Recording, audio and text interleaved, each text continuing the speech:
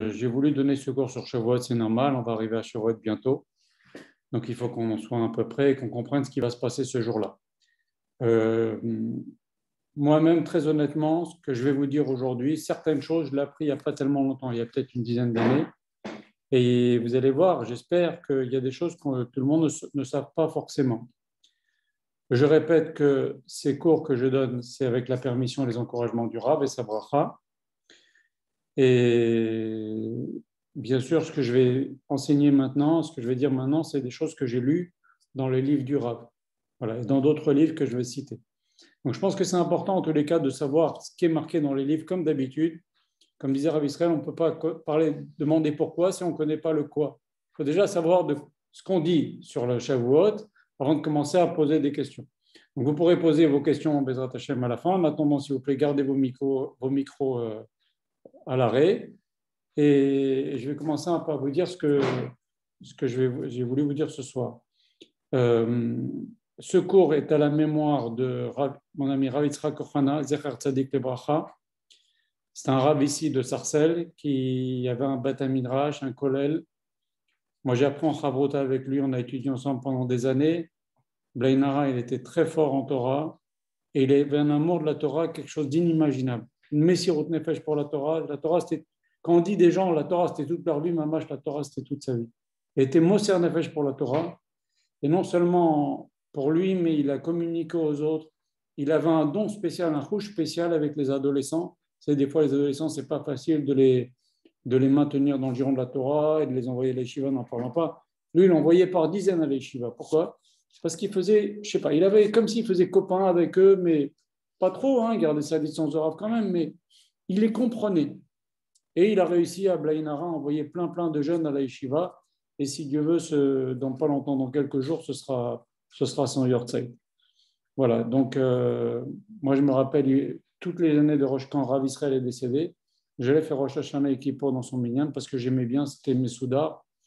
Et le pauvre, il m'offrait vous savez, le Seder du Kohen Gadol le jour de Yom Kippour. Le jour de Kippour, toujours, il m'offrait ça à Moussaf. Bref, que son exemple ne nous quitte pas. Zechoto et Ganalenu. Alors, comme d'habitude, les textes que je vais citer ne sont pas exhaustifs, pardon. Il y en a beaucoup d'autres à citer. D'abord, il faut savoir, bien sûr, donc Shavuot, c'est le jour où Akash Baruch Hu nous a donné la Torah. Et c'est ça que l'on va fêter. C'est ça qu'Akash Baruch Hu nous demande de fêter. Bien que, on va le lire, dans aucun moment Akash Baruch Hu nous dit dans la Torah, fêtez Shavuot parce que c'est le jour où je vous ai donné la Torah. Hachim va nous dire fêtez Shavuot parce que c'est le 50e jour après la sortie d'Égypte. C'est Chagakatir, etc. On va en parler, mais il ne dit pas fêtez Shavuot, faites un jour chômé parce que c'est le jour où je vous ai donné la Torah. Pas du tout.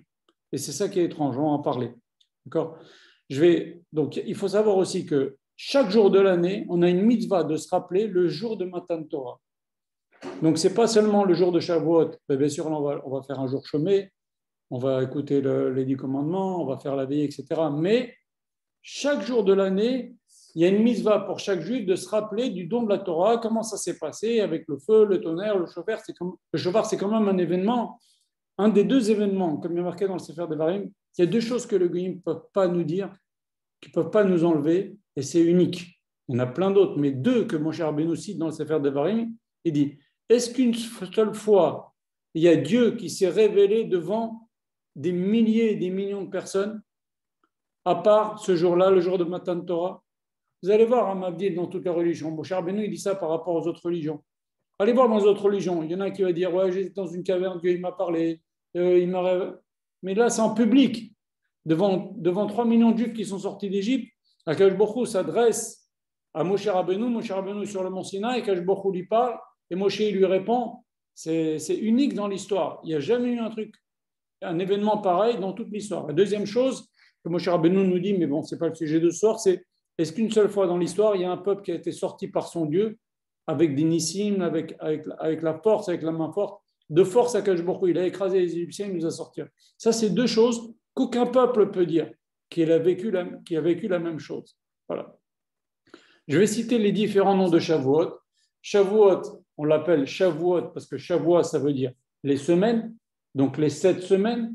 Ce que j'ai dit tout à l'heure, la Torah ne nous dit pas que c'est le jour de Matan Torah, on dit c'est le jour des semaines.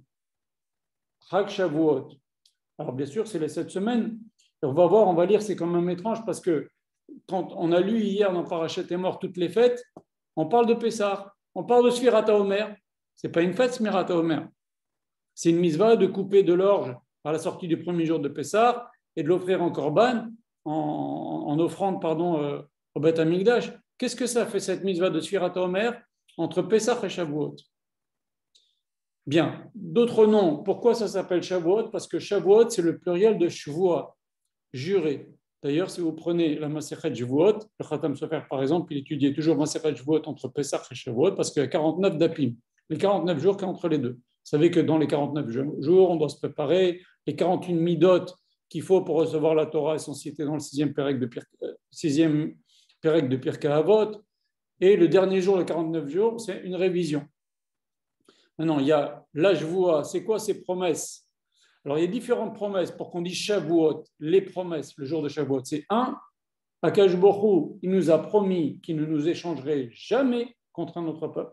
C'est ça, Shavuot, une des promesses. Et la deuxième promesse, c'est nous avons juré que, Chas v'Shalom, on ne quittera pas le service d'Hachem. Jamais on va dire, ah ben nous, Chas v'Shalom, on va aller servir un autre Dieu. C'est un lien indéfectible que les Bnei Israël, ils ont fait avec Kadosh Baruch Hu, et ça, on le voit à la fin du Sefer de la Parashat Mishpatim. Mais en vérité, ça s'est passé avant Matan Torah. Ils ont fait une alliance, et les Bnei Israël, ils sont rentrés en alliance avec Kadosh Baruch Hu par Akash Baruch Hu leur a proposé, ils ont dit oui, ils ont dit Nas Nishma, ils ont fait comme un guerre, c'est-à-dire, il y a Brit Mila déjà, elle a été faite en Égypte avant de sortir le jour de Pessah, mais tous les Juifs et toutes les Juifs se sont trempés au mikvé comme une conversion.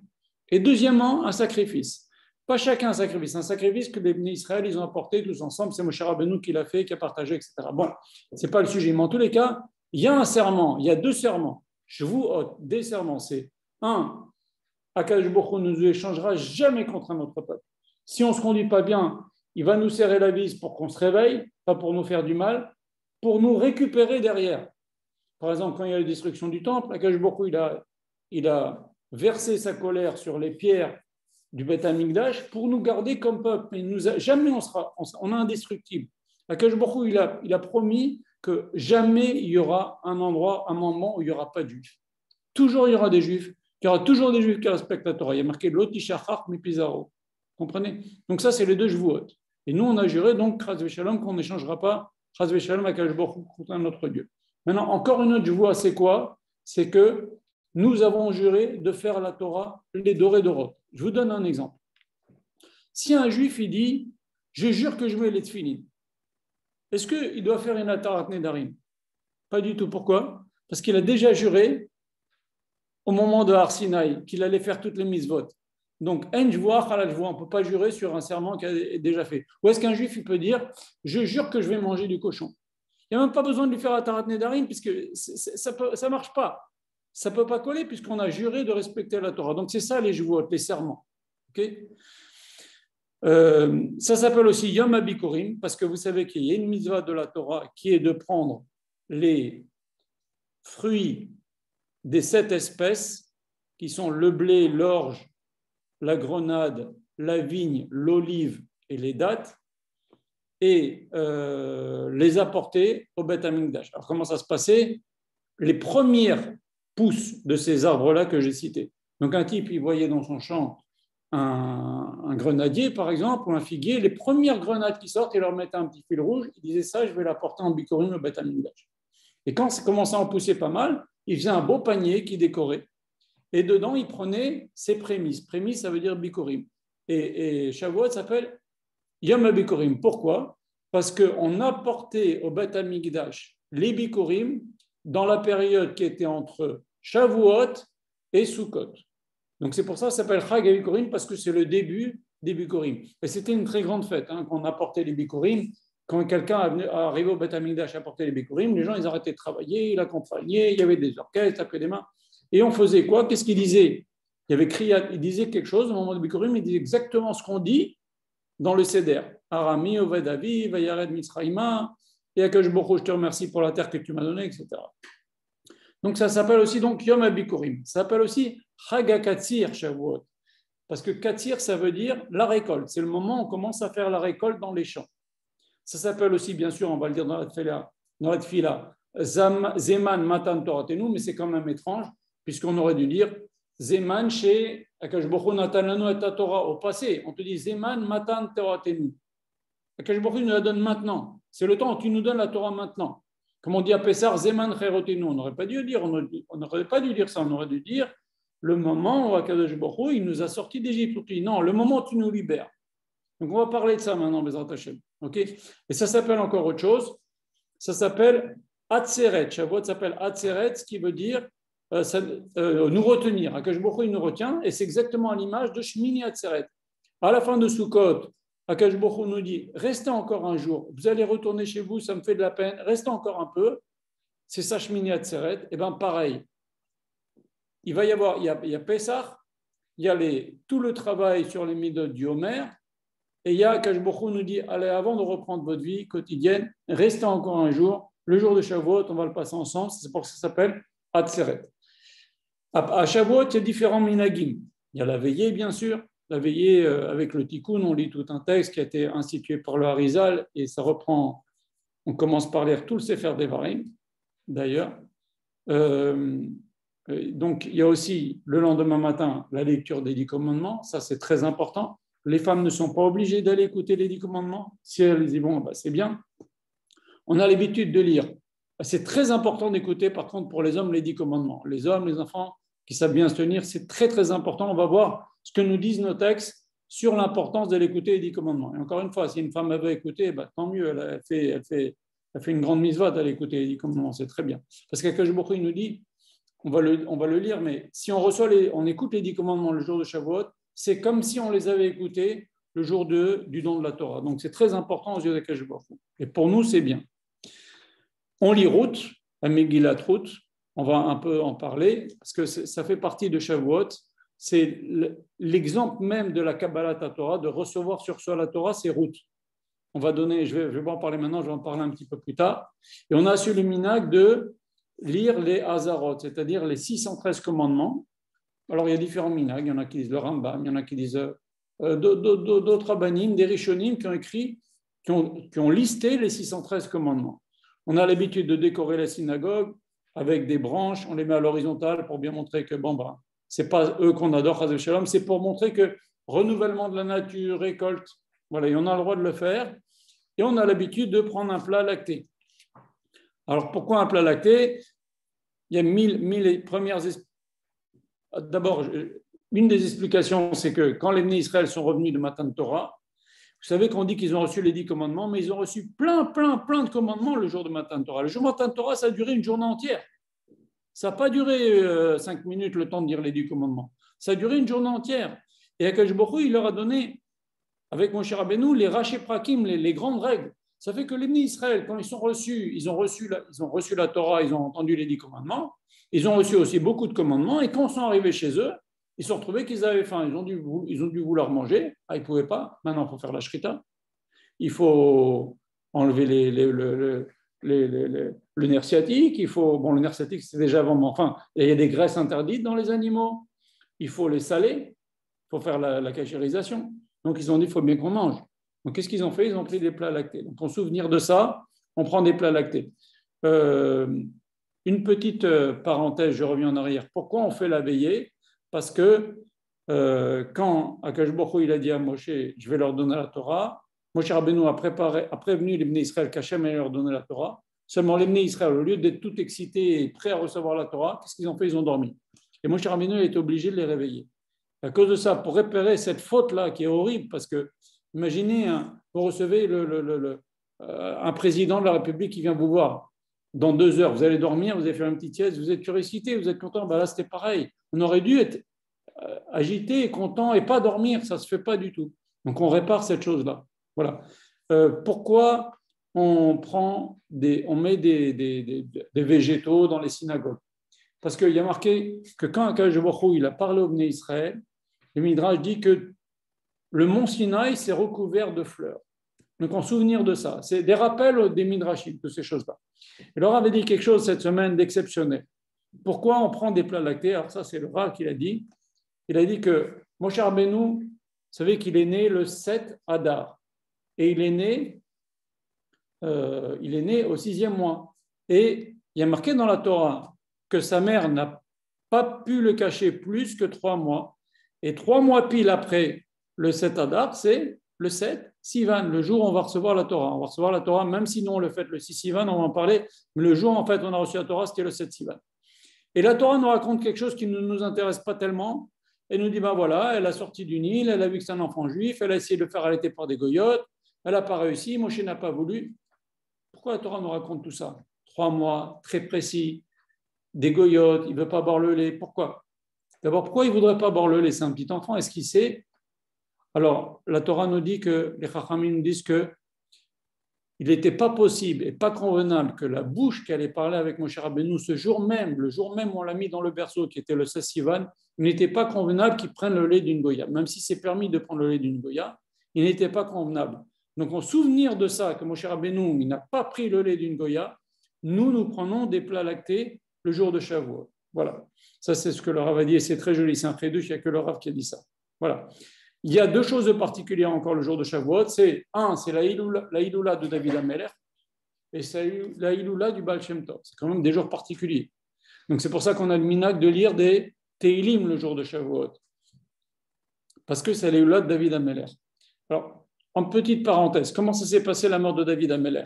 C'est important de savoir parce que tout le monde ne le sait peut-être pas. Pourquoi on dit Seudat David Malka, la Seuda de David, la Seuda de Melapé Malka, c'est la Seuda de David. Pourquoi? Parce que le Midrash dit que Moshe Rabbeinu, David Ameler, il a dit à Akash Borou, je sens qu'il y a le Malach Hamavet là qui me tourne autour. Tu peux me dire quel jour je vais mourir? Akash Borou lui a dit, je ne peux pas te dire quel jour tu vas mourir. Personne ne sait le jour où il meurt. Alors David Ameler a dit à Akash Borou, dis-moi au moins quel jour de la semaine? Akash Borou lui a dit, tu vas mourir Shabbat. Et donc, qu'est-ce qu'il faisait David Ameler? Il savait qu'il risquait de se faire attaquer par le Malach Hamavet le jour de Shabbat. Donc, qu'est-ce qu'il faisait? Il étudiait la Torah tout Shabbat. Il ne dormait pas, il étudiait. Et à la sortie de Shabbat, il était sûr, ce n'est pas notre cas. Mais lui, il était sûr de vivre encore une semaine. Nous, on n'est pas sûr de vivre jusqu'à Shabbat prochain. Lui, il était sûr. Et donc, il était tellement content qu'il faisait une Seuda. C'est pour ça que la Seuda de samedi soir s'appelle la Seuda de David Ameler. Et donc, on a l'habitude de lire des Teilim le jour de Shavuot. Le Baal Shem Tov, bien sûr, comment ne pas... le Baal Shem Tov, c'est le plus grand kabbaliste depuis le Harizal. Et ce qu'il a fait dans le monde, il a fait une révolution. Il a fait que tout le monde, il a fait que les gens cessent de se mortifier avec des jeunes. Il a mis l'accent sur le fait de rapprocher les Juifs, servir Hashem Besimcha. Il a vu que les générations n'étaient plus capables comme avant, et donc il s'est occupé de chaque juif. Il faut savoir aussi qu'à l'époque du Baal Shem Tov, il y avait, si vous voulez, c'était comme une élite, les Talmidei Chachamim. Eh ben, il y avait des synagogues de cordonniers, des synagogues de pain, des synagogues de gens qui travaillaient dans l'alimentation, mais une synagogue de Talmidei Chachamim. Et donc, ils étaient un peu dans l'élite comme ça. Et le Baal Shem Tov, il a dit, c'est pas comme ça qu'on va avancer. Il faut que tout le monde soit mélangé. Alors, qu'est-ce qu'il a fait? Il a pris la Torah à ces gens-là. Baal Shem Tov, ce qu'il a fait, c'est qu'il a pris, regardez ce qu'il a fait le Baal Shem Tov. Il a pris des petits-enfants, il leur a appris la Torah, le premier métier de Baal Shem Tov, alors qu'il était déjà immense en Torah. Il a appris avec Achia Ashiloni, même le Rabbi Shimon Bar Yochai aussi, il a appris avec Achia Ashiloni. C'est un Rav qui était au Beddin de Moshe Rabbeinu, qui est un élève de Moshe Rabbeinu et qui avait aussi appris avec le père de Moshe Rabbeinu, Achia Ashiloni. Et Achia Ashiloni, il a vécu très très longtemps, même à l'époque de Yerovam ben Nevat, ce n'est pas le sujet. Donc, il a appris déjà très jeune avec Achia Ashiloni. C'est comme si je vous dis, oui, il a appris avec Eliyahu Hanavi. Et donc, il connaissait les sodas de la Torah, quelque chose d'inimaginable, mais il a caché. Il vivait comme quelqu'un de normal. Il était moré dans une école. Et qu'est-ce qu'il a fait? Il a pris exprès des jeunes, et depuis petit, il en a fait ses élèves. Donc, les élèves, qu'on dit les élèves du Baal Shem Tov, qui sont devenus tous des grands maîtres des dynasties, Satmar, Gour, toutes les dynasties chassidiques, ils ont, quand on remonte, c'est leur ancêtre, le fondateur de cette dynastie-là, c'est un élève du Baal Shem Tov. Eh bien, les élèves du Baal Shem Tov, il ne les a pas pris adultes, c'est trop tard. Il les a pris jeunes, il les a formés jeunes, pour que déjà jeunes, la racine soit bonne. Et ils avaient tous Ruach HaKodesh. Je vous ai raconté une histoire la semaine dernière avec les élèves du Baal Shem Tov qui ont mis la main dans la poche. C'était des gens exceptionnels. On va voir après. Enfin, on en a déjà parlé. Voilà. Donc, il faut se rappeler aussi, c'est bien allumer une petite bougie avant Shavuot, le Nishmat David Ameler et le Nishmat le Baal Shem Tov.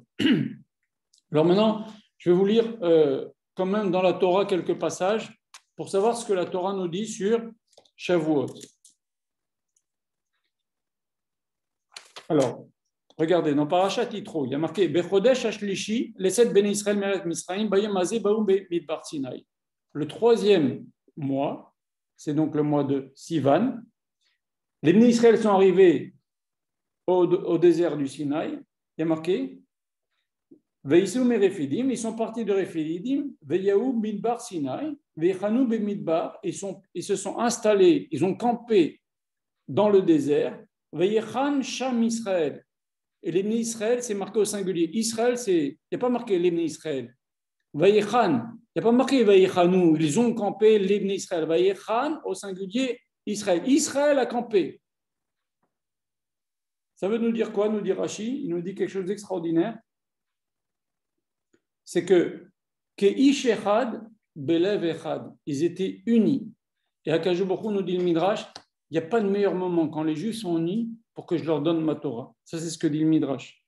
Et maintenant, pourquoi il y a marqué dans le verset d'avant, les 7 Bnei Israël, Mereb Misraïm, Bayam Azeh. Ce jour-là, ils ont campé.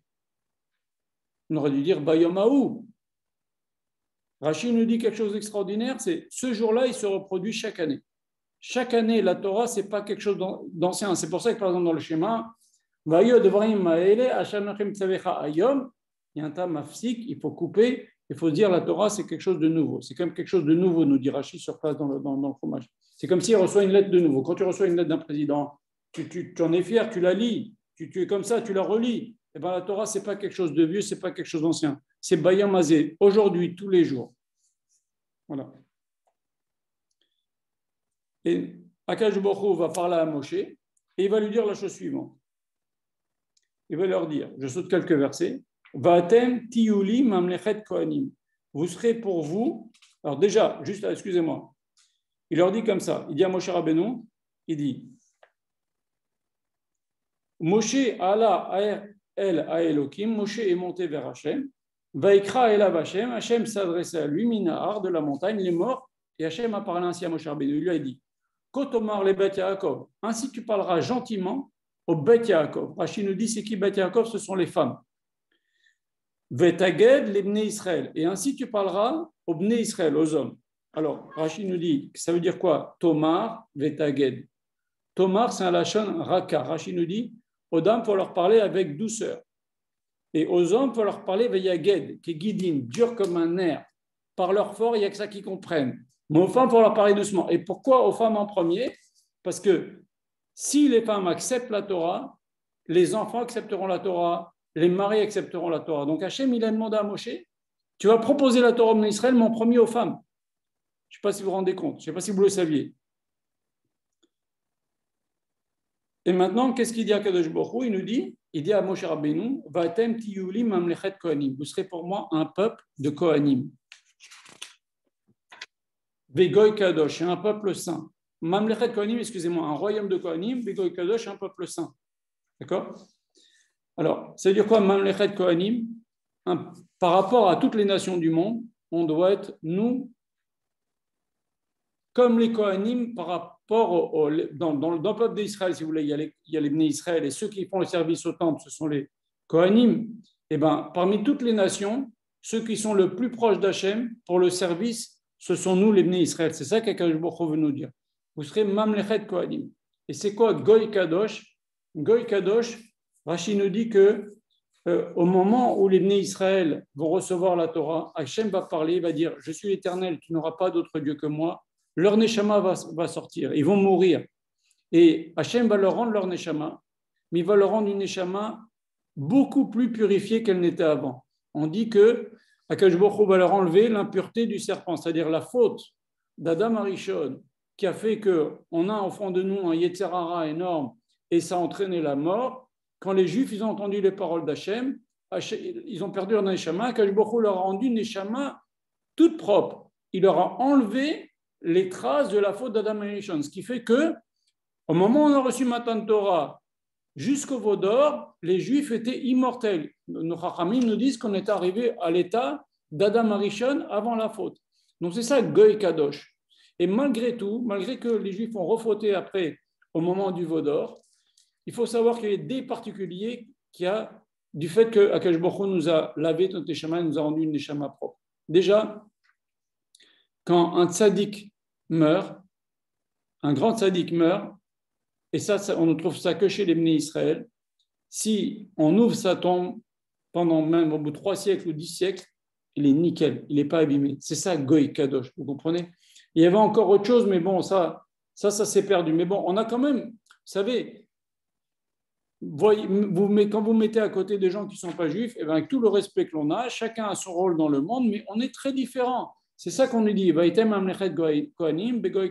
très différents. Voilà. Et donc, Moshe Rabbeinu, il est censé parler au Bnei Israël. Et voilà, qu'est-ce que fait Moshe Rabbeinu? Il ne fait pas ce qu'Hachem lui dit. Hachem lui dit, parle au Bnei Israël. Vous lui direz que je suis Goy Kadosh Mamlechet Kohanim. Et voilà, qu'est-ce que fait Moshe? Moshe veikra les ikne Aham. Moshe, il est venu, il appelait les sages, les anciens. Il a mis devant eux toutes les paroles qu'Hachem avait ordonnées. Et pourquoi Moshe Rabbeinu n'a pas parlé au peuple comme Hachem lui avait demandé?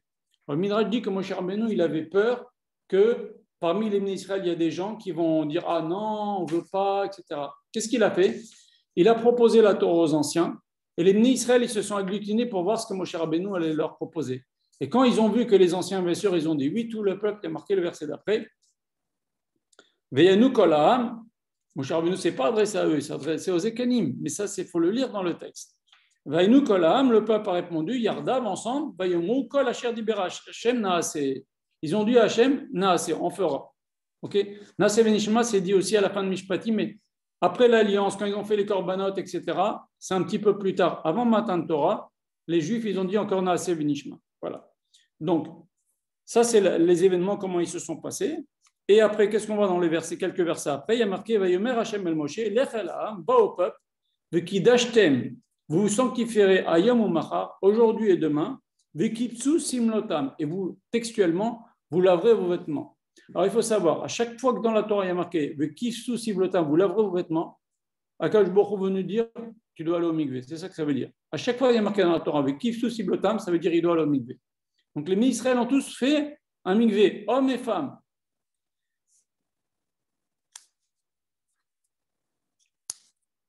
Et après, Moshe Rabbeinu,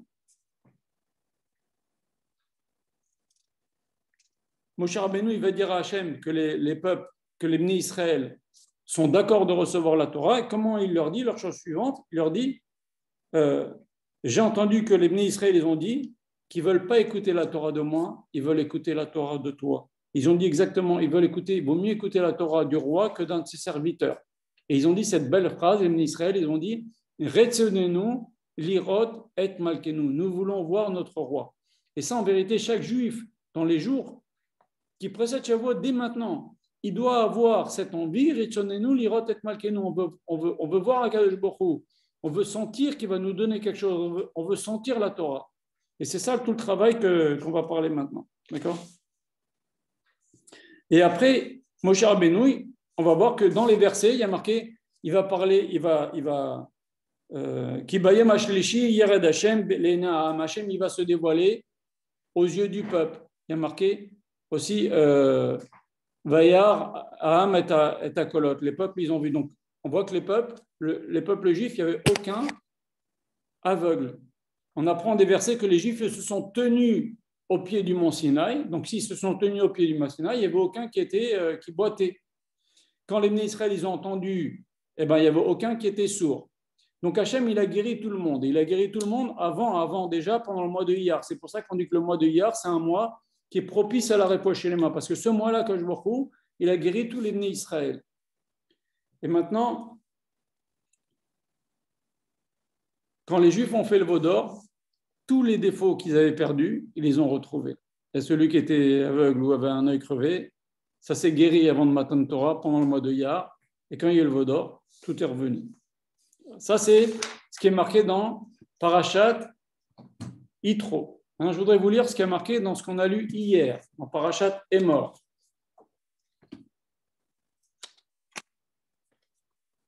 Donc, la Torah nous parle, elle est Moed Hashem, elle nous parle de la fête de Pessah, en premier, puisque c'est le premier mois dans la Torah, on compte à partir de Nissan. Nissan, c'est le premier mois. Et après, une fois qu'Akadosh Baruch Hu nous a donné les mitzvot de Pessah, qu'est-ce qu'il nous dit? Vaydaber Hashem le Moshe les morts, daber bnei Israël, v'marta elahem, kitabu el haaretz asher ani noten livnei Israël, noten lachem, quand vous irez dans la terre que je vous ai donnée, ou ksartem et kitzere ketzira, vevatem et omer reshit ketzirechem el hakohen. Vous couperez de l'orge et vous l'apporterez au Beth Amikdash. Qu'est-ce que vient faire cette mitzvah du Homer dans les fêtes? Parce que là, après, on va parler de Shavuot. Qu'est-ce qu'elle vient faire cette mitzvah du Homer? Ça vient nous apprendre que, et après, regardez ce que nous dit la Torah, elle nous dit,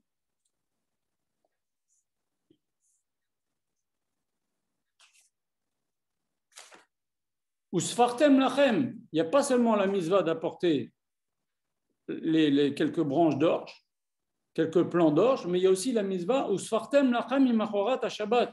Vous compterez le lendemain, il y a marqué Shabbat, mais on veut dire Yom Tov, je vais vous expliquer pourquoi c'est important.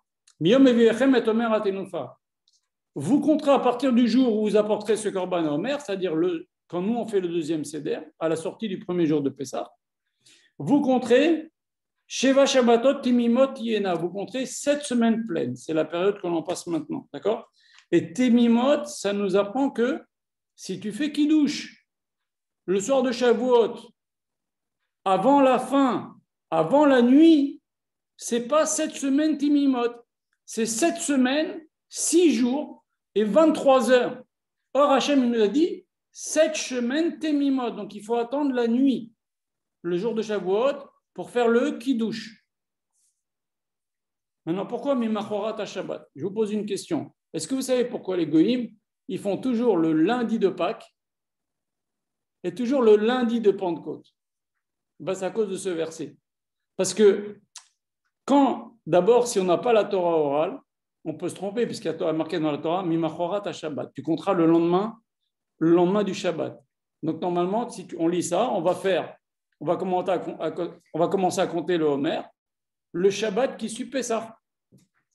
Or, nos Chachamim nous disent Mimachorat à Shabbat, c'est Yom Tov. Yom Tov aussi, il a appelé Shabbat.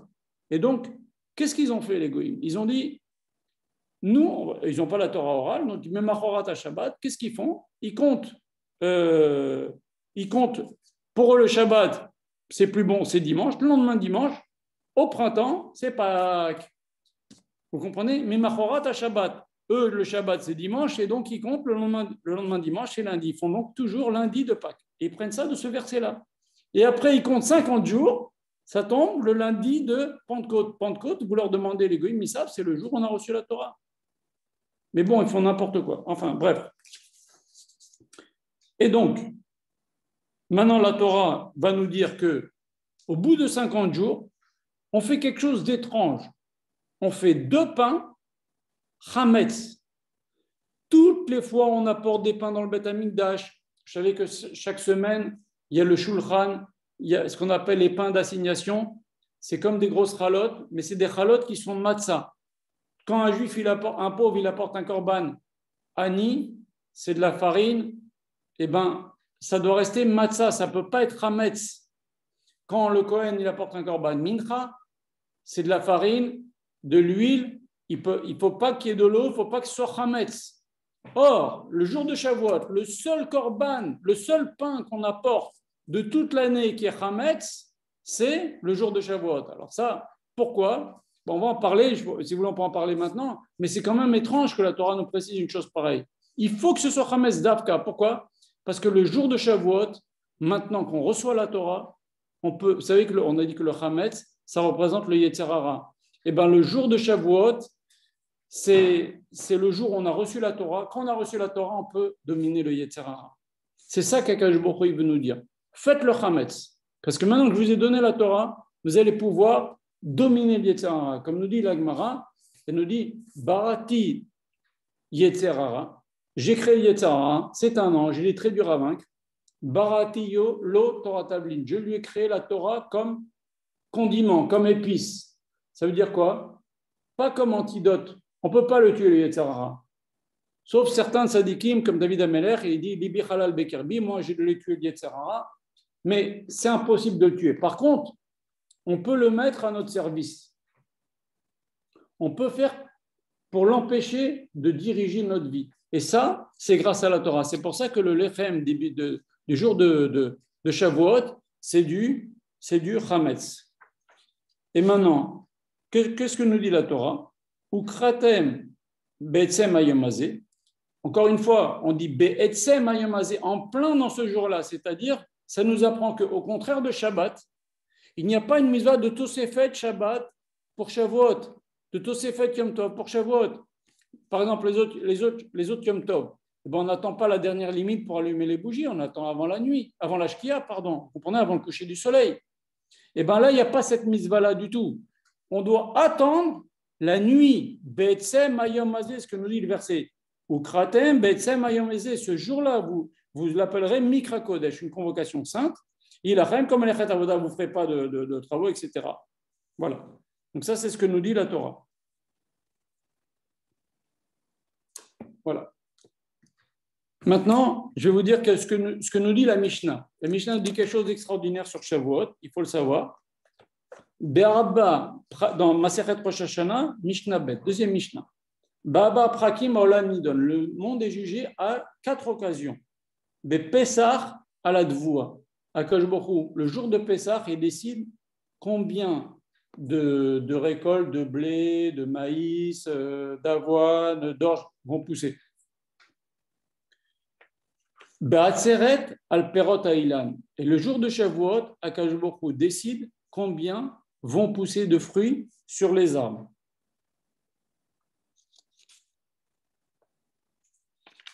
Et c'est pour ça que nos chachamim nous disent, c'est pour ça qu'Hachem il veut qu'on apporte ces 2 pains, parce que ça symbolise la bracha qu'on va avoir. Et Hachem il dit, apportez-moi ces 2 pains, comme ça je bénis les fruits des arbres ce jour-là, le jour de Shavuot. D'accord? Et qu'est-ce que ça veut dire? Il va bénir Pirot Ha'ilan. Il nous dit, est-ce que ça va donner des fruits avec Shefa? C'est ça la bracha. Voilà. Ça, c'est ce qu'a dit la Mishnah. OK? Alors, je vais vous lire maintenant quelques passages que le Rav a écrits. Une Gemara extraordinaire, c'est dans une Gemara dans Yerushalmi. Je suis en train de vous amener où je veux aller. Je veux aller vous faire comprendre, en fait, que Shavuot, ce n'est pas un jour moins grave et sérieux et gorali, c'est-à-dire d'une importance capitale dans notre vie, que Rosh Hashanah. Vous allez voir.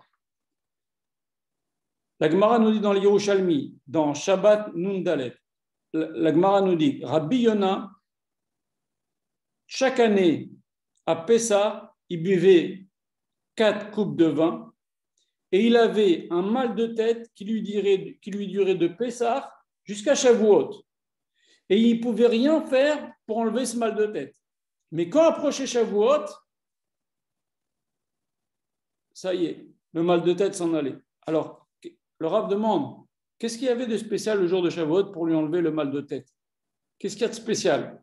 Alors, il faut savoir que quand quelqu'un il a bu, vous voulez lui faire un peu, ou qui est pris dans quelque chose, vous voulez le faire un peu réagir, il faut lui faire peur. Rabbi Yona, il avait peur de Shavuot. Et c'est comme ça qu'il arrivait à enlever son mal de tête des Arba Kosot. Donc on voit qu'il y a une notion de peur. Attention, à chaque fois qu'on dit peur, il ne faut pas qu'on ait une peur stérile. C'est une peur de la compréhension de ce qu'on va vivre, que c'est un jour de jugement. On va voir maintenant, je vais vous le lire, que les pirotes à Elan, c'est vous et moi. L'arbre, c'est Akadosh Baruch Hu, et les pérotes, les fruits de l'arbre, c'est les Neshamot. Vous savez que nos Neshamot, c'est une partie d'Akadosh Baruch Hu. Et donc, on est jugé, nos Neshamot vont être jugés, et je vais en parler maintenant. D'accord? Et donc, lui, il avait cette peur-là, il dit, oulala, je vais être jugé. Il va être jugé sur quoi? Eh bien, je vais en parler un petit peu plus tard. D'accord?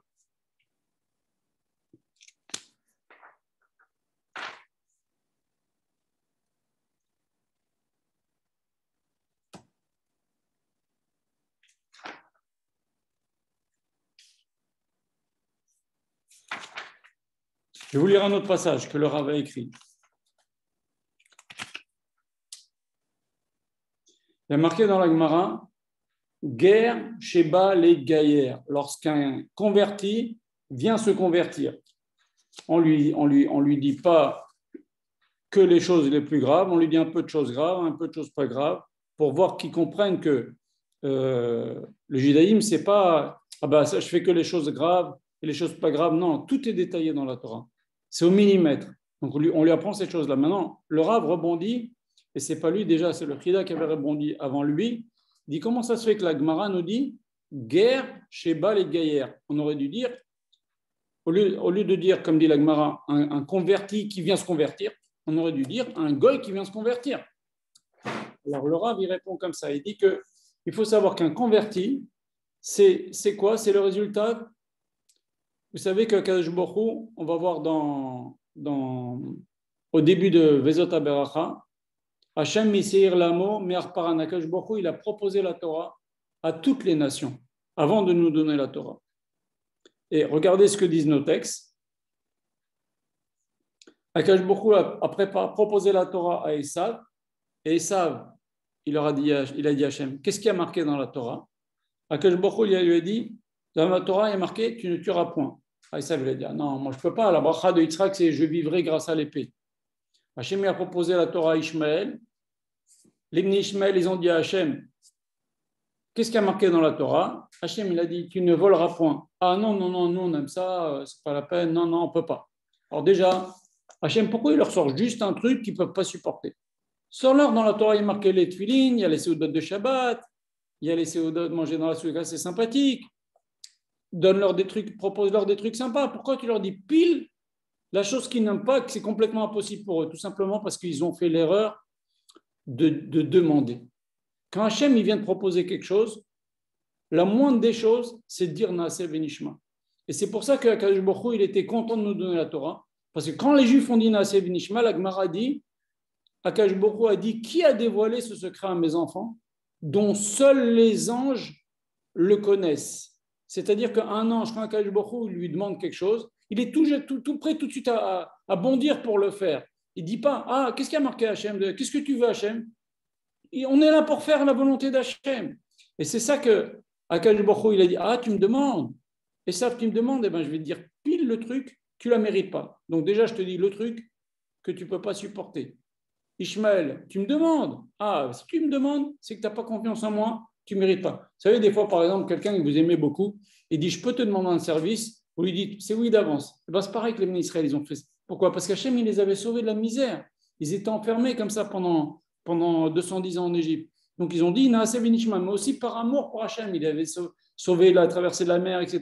Il les nourrissait au quotidien. Ils ont vu la grandeur d'Hachem. Mais avoir la force de dire Naaseh Benishma, on est comparé aux anges, de dire, moi, je ne mets pas mon sechel au milieu, je ne commence pas à dire, attends, je vais voir si je vais pouvoir le faire, attends, est-ce que ça me plaît, attends, est-ce que je comprends? Ce n'est pas ça. Un juif, il ne doit pas agir comme ça. Un juif, il doit toute l'année, et en particulier Shavuot, et c'est ça le travail de Shavuot. Le travail de Shavuot, c'est de dire Naaseh Benishma. Ok, il y a des mitzvot que je ne sais pas encore. Dès que je les apprendrai, je les ferai. C'est ça le travail de Shavuot. Un juif, il doit le jour de Shavuot, et une juive doit dire le jour de Shavuot Naaseh Benishma. Et Naaseh Benishma, ça ne veut pas dire je ferai, et Nishma, j'essaierai de voir si ça me plaît, je ferai, ça je plaît, ça je ne comprendrai pas. Non, Benishma, c'est j'étudierai pour savoir bien la faire. J'étudierai la chôte de cette mise-là pour bien la faire. Mais c'est ça, Naaseh Benishma. C'est Hachem, ce que tu me demandes, je veux le faire. Il y a plein de mitzvot que je ne connais pas, je veux les faire. Et c'est ça, la préparation de Shavuot, c'est d'arriver à cet état-là. Vous comprenez? Et donc maintenant, il faut savoir aussi une chose. Quand Hachem, il a dit, je propose à Esav, et ils m'ont dit ça, et je leur ai dit ça, finalement, je ne leur donne pas. Comment ça s'est passé?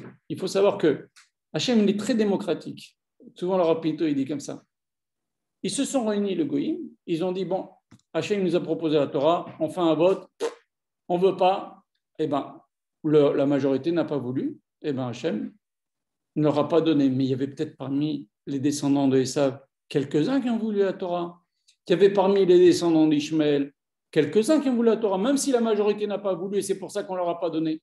Eh bien, ces gens-là, Akadosh Baruch Hu, ne privent jamais les gens qui veulent du bien et qui veulent se conduire bien. Qu'est-ce qu'il fait Hachem?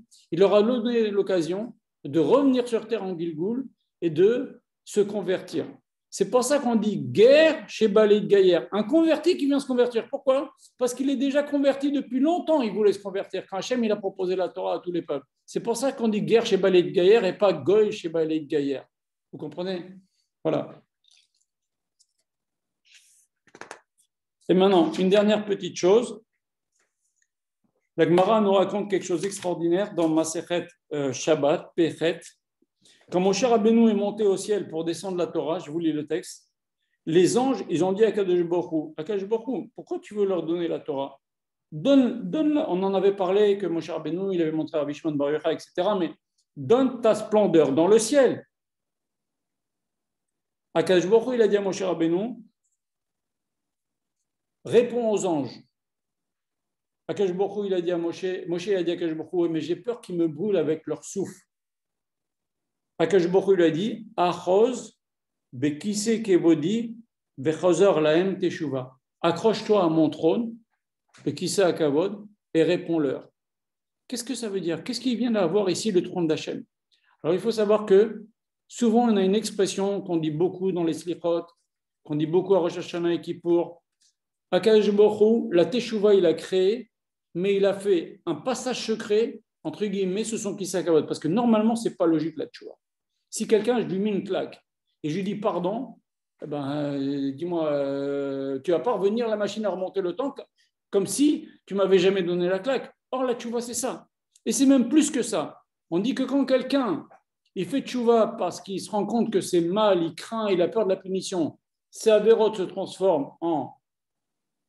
Les avérotes qu'il a fait exprès, ça se transforme en avérotes pas exprès, des shgagot, et c'est quand même moins grave de fauter devant Hachem pas exprès que de fauter exprès. Mais si quelqu'un il fait teshuva par amour pour Hachem, parce qu'il se rend compte qu'Akadosh Baruch Hu, c'est un grand roi, c'est notre maître, c'est notre patron, il nous a aidés, il nous a donné la Torah, il nous a élevés parmi tous les peuples, il nous a donné une façon de vivre. Vous savez, Rav Shach, il disait, les gens, ils doivent faire la Torah pas pour le Olam Haba, on doit faire la Torah pour le Olam Hazé. Parce que regardez comment les gens vivent ceux qui ne font pas la Torah. On a le plus grand bracha, même pour ce monde-là, d'avoir reçu la Torah. Et bien, quand quelqu'un fait tchouva par amour pour Hachem, ses avérotes sont transformées en mitzvot. Alors ça, c'est quelque chose d'incompréhensible. C'est quelque chose, ça redemande il n'y a qu'Hachem qui peut faire une chose pareille. Et donc, Hachem, il a dit à Moshe, accroche-toi à Kissa Akavod. Kissa Akavod, c'est le passage secret qu'Akadosh Baruch Hu il a fait pour créer la tchouva, accepter les neshamot des gens qui ont fait tchouva. C'est pour ça qu'Hachem il a dit à Moshe, accroche-toi à mon Kissa Akavod. Je continue.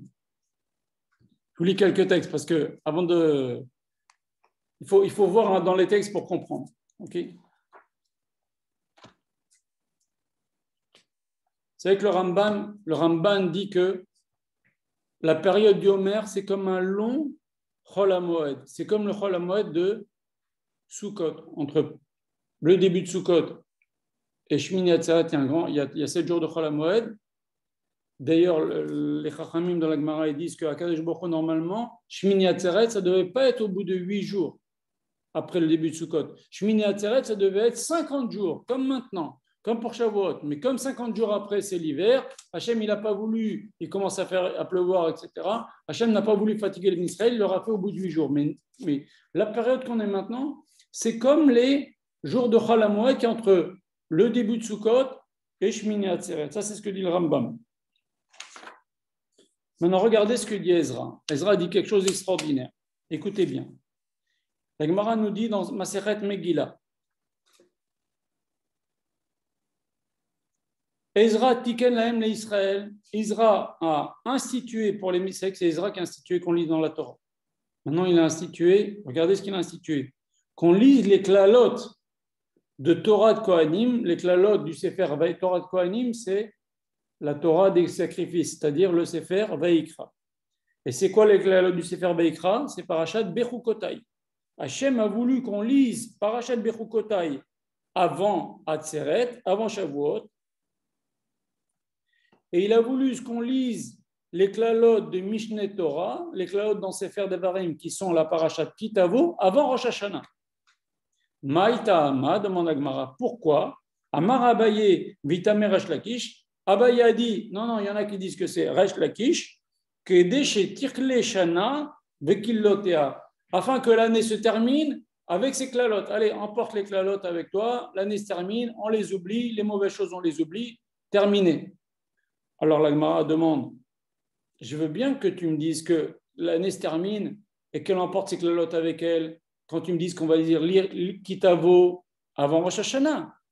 Mais qu'est-ce que le rapport avec Bechukotai qu'on va lire avant Shavuot? Alors la Gemara nous dit, oui, Atzeret c'est aussi Rosh Hashanah. Pourquoi? Comme on a dit dans la Mishnah, Atzeret c'est Nidonim al Pirot Ha'ilan. On est jugé sur Pirot Ha'ilan. Et on a vu qu'est-ce que c'est Pirot Ha'ilan? C'est pas seulement les fruits, c'est non neshamot, on est jugé. Donc, Akadosh Baruch Hu, il a voulu, Ezra, il a institué qu'on lise Kitavo avant Rosh Hashanah, comme ça les klalot de Kitavo, elles s'en vont, allez hop, on passe dans une nouvelle année, que l'année s'en aille avec ses klalot, et que l'année s'en aille avec Shavuot, et que ça emporte aussi, que ça parte avant, et qu'on lise Bechukotai avant. Et vous verrez, toujours on lit Bechukotai avant Shavuot. Donc c'est un jour de jugement. C'est ça que j'ai voulu vous expliquer aujourd'hui. Shavuot, c'est un jour de jugement. Et on va voir. Akadosh Baruch Hu, il a voulu nous dire, regardez ce que nous disent les Chachamim. Akadosh Baruch Hu, il a voulu à Rosh Hashanah l'idrosh al maaseh haolam veladono. Il a voulu juger les hommes à Rosh Hashanah. Il a voulu aussi juger en fonction donc de leur conduite, comment ils se sont conduits pendant l'année. Mais Akadosh Baruch Hu, et c'est là qu'on va en venir, c'est le cœur de notre cours, il a voulu juger les hommes, les êtres humains, les juifs, pardon, les neshamot, car les neshamot, c'est ce qui pousse de l'arbre d'Akadosh Baruch Hu, si on peut s'exprimer ainsi. Et le jour de Shavuot, on est jugé sur la Torah qu'Akadosh Baruch Hu nous a donnée. Et est-ce qu'on a fait Bitul Torah? On l'a annulé cette Torah? Ou est-ce qu'on a mal fait? Ou est-ce qu'on a bien fait? Vous savez, il y a marqué dans la Pirkei Avot, il y a marqué tous les jours, il y a une voix qui sort et qui dit Oi, la briotte, malheur aux créatures, al elbona shel Torah. Tous les jours, il y a une voix qui sort dans le ciel et qui dit malheur aux créatures, à la honte que l'on fait à la Torah.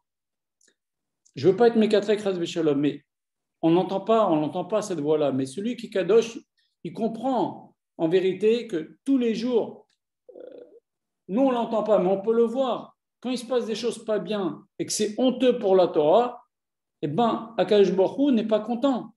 Quand il y a chas v'shalom, des gay pride, des trucs comme ça, des tas de trucs pas bien qui se passent, c'est une honte pour la Torah. Donc tous les jours, il y a cette voix, tous les jours, il y a une honte sur la Torah. Il faut maintenant, justement, à Shavuot, savoir que nous, on va être jugés. Est-ce qu'on a fait honte à la Torah? Est-ce qu'on a honoré la Torah? Est-ce qu'on a fait bitul Torah? Est-ce qu'on s'est sacrifié pour la Torah? Est-ce qu'on a fait des efforts pour apprendre la Torah? Est-ce qu'on a fait des efforts pour nous pour faire des choses qui sont difficiles à faire? Est-ce qu'on a fait assez Nishma? C'est ça Shavuot. Et c'est ça qu'il faut se préparer maintenant. Regardez maintenant ce que nous dit Rashi dans le Chumash. Je vous pose la question. Quand vous faites le Kiddush, Yom HaShishi, Vaychol HaShamayim, vous croyez Yom HaShishi, c'est le 6e jour? Alors je vous pose la question. Pourquoi dans tous les jours de Bereshit, il y a marqué Yom Rishon, Yom Sheni? Il n'y a pas marqué Yom HaRishon, Yom HaSheni, Yom HaShlishi. Il y a marqué Yom Rishon, Sheni, Shlishi, Yom Revi. Et pourquoi Yom HaShishi? On aurait dû dire Yom Shishi, Vaychol HaShamayim. Yom HaShishi, Rashi nous dit, le 6e, Vaychol HaShamayim Va'aretz, Hachem il a fini de la création. C'est quel 6e? le 6e jour de Sivan. La création, elle a été terminée le jour où Hachem il a donné la Torah. Parce que le samedi, s'il n'y avait pas la Torah que les Juifs vont étudier jour et nuit, Akadosh Baruch Hu, il n'aurait pas créé toute cette terre et toutes ces choses de mal qui se passent dans le monde. C'est que les Chachamim sont réunis, ils ont dit, est-ce que ça vaut le coup d'avoir créé ce monde? Non, ça ne vaut pas le coup. Il y a beaucoup plus de choses mauvaises qui se passent que des choses bonnes. Mais maintenant qu'elle est créée, alors on va essayer de s'améliorer, on va essayer de faire un maximum. Maintenant, Yom HaShishi, Vaïchol HaShamayim Baretz, le 6e jour de Sivan, le jour de Shavuot, Vaïchol HaShamayim Baretz. Et la création de la terre, c'est terminé. C'est-à-dire que le but de la création du monde, c'est ce jour-là qu'on va fêter Bezrat Hashem dans quelques jours, le jour de Shavuot.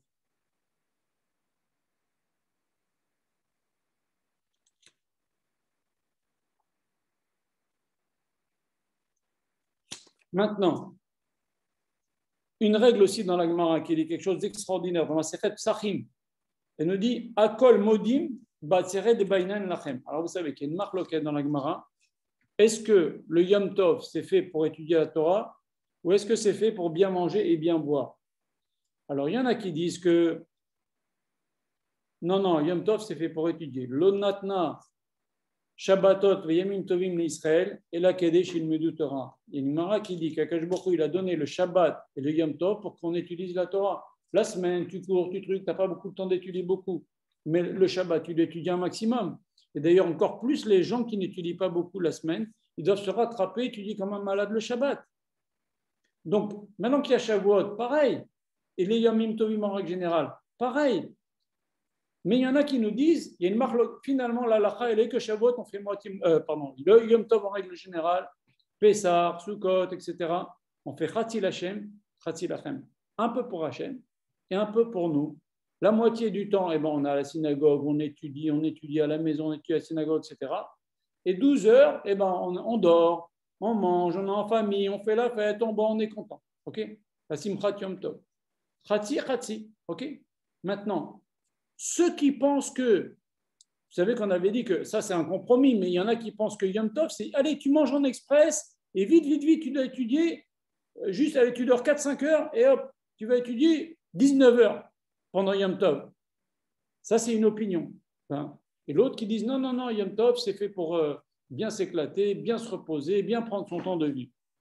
Et bien, même ceux qui pensent que le Yom Tov normal, on doit le consacrer un maximum à la Torah, tu dors juste ce qu'il faut, et tu étudies, tu pries, tu étudies, etc. Eux, ils sont d'accord. Même ceux-là qui sont stricts, qu'il faut beaucoup étudier le jour de Yom Tov, ils nous disent qu'à Shavuot, ils sont d'accord qu'il faut bien manger, bien boire et faire la fête avec les amis et la famille. Et vous savez pourquoi? Parce qu'il n'y a pas une plus grande façon de montrer à Hachem qu'on est content d'avoir reçu sa Torah que de faire la fête. Vous comprenez? Quand quelqu'un il est triste, cette Torah, cette galère, c'est difficile, c'est compliqué, et bien Hachem, il dit, celui-là, il n'est pas content d'avoir reçu ma Torah. Mais si quelqu'un il est en famille, il est content, il y a de l'ambiance, on mange, on boit, on rigole, etc., celui-là, il est content du jour où je lui donne la Torah. Pour lui, c'est une fête d'avoir reçu la Torah. Donc ça, c'est le plus grand Kabbalat Torah qui soit, une des plus grandes Kabbalat Torah qui soit. Mais bon, ça, c'est pour les gens, si vous voulez, c'est vrai, c'est ce qu'il faut faire, mais il faut aller beaucoup plus loin que ça. Moi, je dis souvent, un juif qui écoute la Torah, qui fait la veillée, qui mange, qui respecte toute la halachot de Shavuot, et qui ne comprend pas que ce jour-là, il y a une opportunité de recevoir beaucoup de Torah pour l'année qui vient, et qu'on est jugé ce jour-là, certains gens ne le savent pas, je considère qu'ils passent à côté de Shavuot. C'est pour ça que j'ai mis le titre de ce cours de ce soir, comment ne pas passer à côté de Shavuot. Parce que vous voyez qu'on est jugé à Shavuot. Il y a un jugement sur nous. D'après, c'est qu'on fait lire Bichokotai avant Shavuot. Nidunim al perot ha'ilan, c'est les Neshamot. Donc il faut savoir ces choses-là. Donc même, je vous expliquer donc pourquoi c'est important de manger, de boire, de faire la fête. Okay?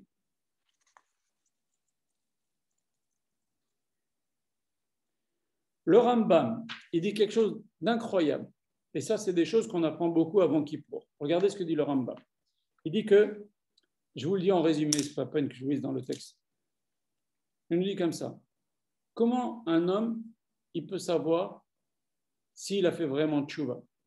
Comment tu sais que tu as fait tchouva? Vraiment qu'elle a accepté? Eh bien, personne ne sait. Il n'y a que Hachem qui sait. En fait, il n'y a que Hachem qui sait si on met la personne en tentation et là, avec la Kabbalah qu'il a pris, l'engagement qu'il a pris, il ne refaudra pas. Il n'y a que Hachem qui sait cette chose-là. Même l'homme, il peut avoir pris sur lui. Il doit faire attention. D'ailleurs, on le dit dans la tefila de Kippour. On dit, je m'engagerai bien à plus jamais refaire. Mais le Yetzer Hara, c'est un ange de feu. Mais il ratsonne Hachem que tu m'aides, que je ne refaute pas. D'ailleurs, on le dit tous les soirs dans la mapi. D'accord?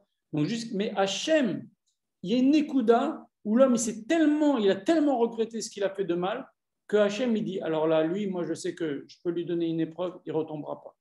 Eh bien, pour Shavuot, c'est exactement pareil. Est-ce que maintenant, Akash Baruch Hu, il va témoigner que si tu étais un matin de Torah, tu serais content de recevoir la Torah?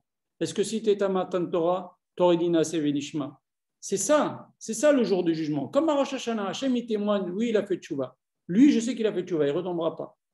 Eh bien, est-ce qu'à Shavuot, Hachem, il nous juge, est-ce qu'il va pouvoir témoigner sur nous et nous dire, lui, il est content de recevoir la Torah. Lui, il veut. Et si je lui donne s'il n'a fait pas encore certaines mitzvot, c'est parce qu'il ne les connaît pas encore. Et le jour où il va les avoir, il ne va pas commencer à grogner, oui, pourquoi, comment il va les faire. Simcha. En vérité, on doit montrer à Kadosh Baruch Hu le jour de Shavuot, c'est donne-moi des mitzvot, je veux les faire. En potentiel, je suis sur un starting block. Donne-moi.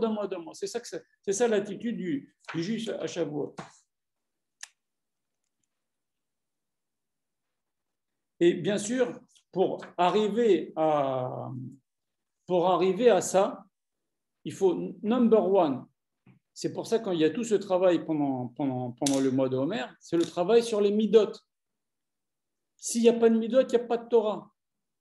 Vous savez qu'on avait parlé le premier jour sur Rabbi Akiba, il y a la Torah, c'est Samachaim ou Samamavet. Si quelqu'un il a des mauvaises midot, plus il va prendre de Torah et plus il va faire n'importe quoi, comme Korach ou Achitophel. C'était des géants en Torah. Même les plus grands rabbinim aujourd'hui n'arrivent pas à leur cheville. Mais c'était des voyous. Parce qu'ils avaient des mauvaises midotes à l'intérieur. Et donc la Torah leur a fait encore plus croire qu'ils méritaient le kavod pour Korach ou ici ou ça ou ça. Comprenez? Donc il faut, avant le matin de Torah, nettoyer. En ce moment-là, le Rav, depuis hier, il n'arrête pas, il en parle, il faut se nettoyer, il faut avoir la crainte de Shavuot. Il faut arriver propre devant Hachem. Et la Torah, si on veut la construire et si on veut la recevoir, il faut nettoyer les midot. Comme j'ai dit une fois dans le groupe, Rabbi Chaim Vital, il pose la question, pourquoi dans la Torah, il n'est pas marqué qu'on doit travailler ces midot et qu'on doit arriver avec des bonnes midot? Parce qu'il dit, c'est un préalable.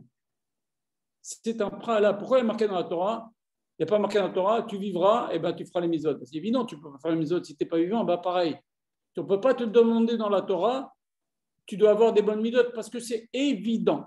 Tu ne peux pas faire la Torah sur des mauvaises midot. Tu construis sur de la vase, c'est mauvais. Maintenant, il faut savoir aussi que quand Akadosh Baruch Hu nous a choisis, écoutez bien, quand on dit Goy Kadosh ou Mamlechet Kohanim, il faut savoir que à chaque fois qu'un juif fait une mitzvah ou une avera, il a une influence sur le monde entier, sur les mondes supérieurs et sur le monde entier. Et les Chachamim, ils nous disent, tout ce qui se passe dans le monde, les guerres qu'il y a dans le monde, c'est à cause de nous, c'est pour nous faire réfléchir. 2 fois, c'est marqué dans le Chumash que quand il y a des malheurs dans le monde, c'est pour faire réfléchir les Juifs. Donc en vérité, dès qu'il y a quelque chose qui ne va pas, Akadosh Baruch Hu nous donne des choses pour nous faire réfléchir. Mais quand on fait les mitzvot, on amène des brachot dans le monde. Vous savez que quand, par exemple, on fait le Sukkot, j'en ai parlé, on apporte la pluie dans le monde entier. Toutes les mitzvot, quand les Juifs ils sont méritants, il y a la bracha dans le monde, il y a des tas de bonnes choses qui se passent, même pour les nations. Vous comprenez? Mais ça, ce pouvoir-là d'interférer et d'influencer ce qui se passe dans le monde entier, ça aussi, ça nous a été donné à Shavuot. C'est un pouvoir énorme.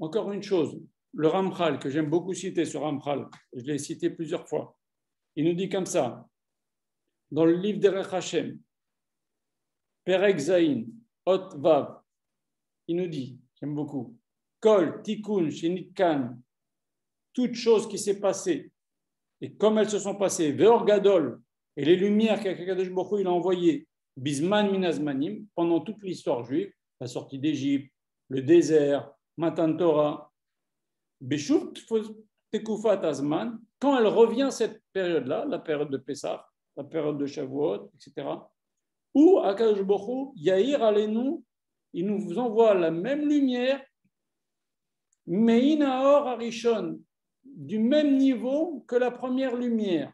C'est-à-dire qu'il y a un corps de délivrance à Pessah, le jour où on est sorti d'Égypte, il y a 3300 ans, ben chaque année à Pessah, il y a un corps de délivrance. C'est pour ça que Nacharamim nous disent, on est sorti d'Égypte à Pessah, on sortira de la Galoute à Pessah.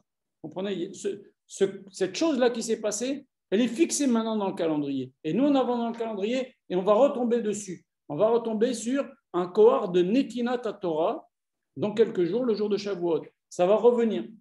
Et donc, il faut aussi se préparer à ça. Il y a l'occasion pour chaque juif de puiser de la Torah.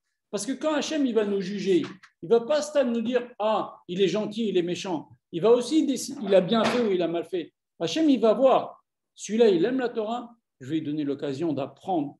Et l'occasion, ce n'est pas seulement au niveau spirituel, je vais lui donner aussi la bonne santé pour pouvoir apprendre. Je vais lui donner aussi la parnassa pour qu'il ait le temps d'apprendre, etc., etc. Donc, c'est un jour gorali, surtout pour les Bnei Torah. Plus Akadosh Baruch Hu va nous donner de la Torah ce jour-là, et plus on va pouvoir pendant toute l'année apprendre, tomber sur des chidushim, tomber sur des choses qu'on ne savait pas, retenir. C'est une bracha de pouvoir retenir la Torah. On peut oublier. Comprenez? Hachem, il va nous donner toutes ces choses-là le jour de Shavuot. Voilà, et je vais vous lire encore quelques passages pour qu'on comprenne bien ce qui se passe le jour de Shavuot. Déjà, il faut voir que dans la Torah, on l'a vu, le 50e jour, c'est Shavuot, mais il n'y a pas marqué le jour du don de la Torah. Donc il faut croire que Shavuot dépend de Pessah, puisqu'il y a marqué dans la Torah, vous sortirez d'Égypte, Ta'avdun et Elohim, et vous servirez l'Éternel. Le Nun Ta'avdun, il ne sert à rien. Juste pour nous dire, Nun, c'est 50. Au bout de 50 jours, vous servirez l'Éternel. Donc le but de la sortie d'Égypte, c'est pour arriver à Shavuot. Et donc c'est pour ça que la Torah ne nous dit pas, vous fêterez Shavuot le 6 Sivan. Ce n'est pas marqué dans Shulchan Aruch ni dans la Torah, vous fêterez Shavuot le 6 Sivan. Ah voilà, maintenant on fait toujours le 6 Sivan. Alors il faut savoir que maintenant que le calendrier n'est plus en fonction de la lune, mais à l'époque, vous savez ce que dit la Gemara nous dit la chose suivante. Dans Masechet Rosh Hashanah, Bezman shayu mekadeshim et hachodesh al pi re'iyah, à l'époque du Bet Hamikdash où on sanctifiait les fêtes en fonction de la vision de la nouvelle lune, eh ben, le jour de Shavuot pouvait tomber le 5 Sivan, le 6 Sivan et le 7 Sivan, en fonction de si les jours qui précèdent, c'est des jours de 30 jours ou des jours de 29 jours, en fonction de la nouvelle lune. Aujourd'hui, ce n'est plus comme ça. On sait très bien, c'est fixé comme ça, 50 jours après Pessah, c'est Shavuot. Ça tombe le 6 Sivan. Mais à l'époque, ce n'était pas forcé. On pouvait fêter Shavuot si c'était le 50e jour en fonction de Pessah. Donc ça ne pouvait pas forcément tomber le 6 ou le 7, ça pouvait tomber même le 5.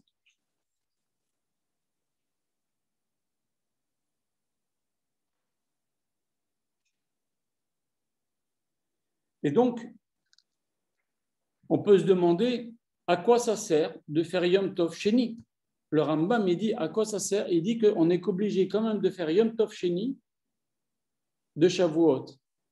Pourquoi on fait Yom Tov Sheni pendant l'année? Parce qu'on a un doute sur les jours. Okay, bon, ça faut étudier Masechet Rosh Hashanah pour comprendre ce que je veux dire, mais c'était pas très sûr. Alors dans le doute, on a gardé ce doute-là pour les générations. Aussi, les Chachamim, ils ont eu un calcul qu'en route la Haaretz, quand on fait 2 jours de Yom Tov, ben on a l'occasion de se renforcer.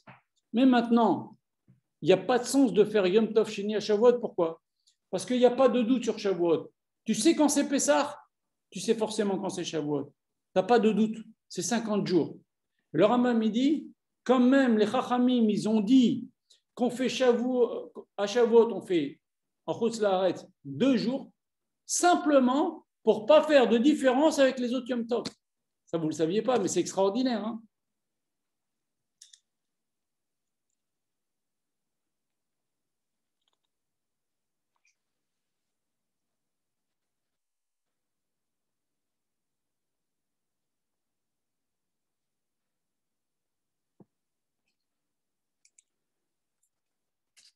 Pourquoi Shavuot a été donné pendant le mois du Gémeaux? Gémeaux, c'est comme les jumeaux, c'est 2.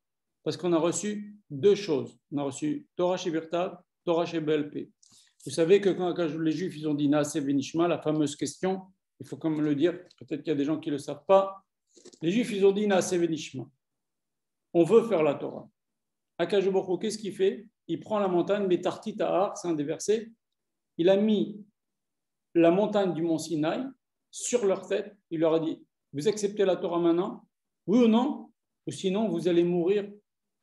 Ce sera votre tombe. Alors, tout le monde pose la question. Ils viennent de dire, je veux la faire. Si quelqu'un te dit, je veux la faire, tu vas prendre un revolver et lui dire, fais-le, fais-le, fais-le, fais-le. Ça n'a pas de sens. Si. Akadosh Baruch Hu, il a voulu 2 choses. Il a voulu nous dire, que ça te plaise ou que ça ne te plaise pas. Tu as voulu la faire, tu étais content de la faire, très bien, mais il y a des jours dans la vie où tu n'as pas envie de le faire. Et ce jour-là, tu le fais de force. Okay. Et deuxièmement, il y en a qui disent, une deuxième explication, que les Bnei Israël, ils ont voulu recevoir sur eux la Torah écrite, mais ils n'ont pas voulu recevoir sur eux la Torah orale. Ils ont dit, c'est trop compliqué, le pilpou, les gmarot, etc. Non, non, on ne veut pas, non, merci. Hachem, il leur a mis ça sur la tête. Il leur a dit, voilà, la Torah orale, ça va avec, c'est un pack. On a reçu les 2. C'est pour ça que vous avez, par exemple, l'exemple que je vais citer tout à l'heure, Mimachorat à Shabbat, exprès Akadosh Baruch Hu, il a fait que sans Torah orale, on ne peut pas comprendre la Torah. On ne fait que des faux pshat. On a la Torah orale qui nous permet de comprendre ce qu'Hachem veut nous dire dans la Torah. Par exemple, l'Otignov, dans les 10 commandements. Tout le monde croit que c'est tu ne voleras pas. Eh bien, l'Otignov, dans les 10 commandements, c'est tu ne kidnapperas pas. Lisez Rashi sur place. Mais ça, parce qu'on a la Torah orale. Il y a plein d'exemples dans la Torah. Quand on dit œil pour œil, dent pour dent, c'est Chaz Shalom, on ne va pas crever un œil. Si quelqu'un il a crevé un œil, on ne va pas lui crever l'œil. Vous comprenez? Ça, c'est des faux pshat. Mais grâce à Dieu, on a la Torah orale qui nous permet de comprendre ce qu'Hachem veut nous dire.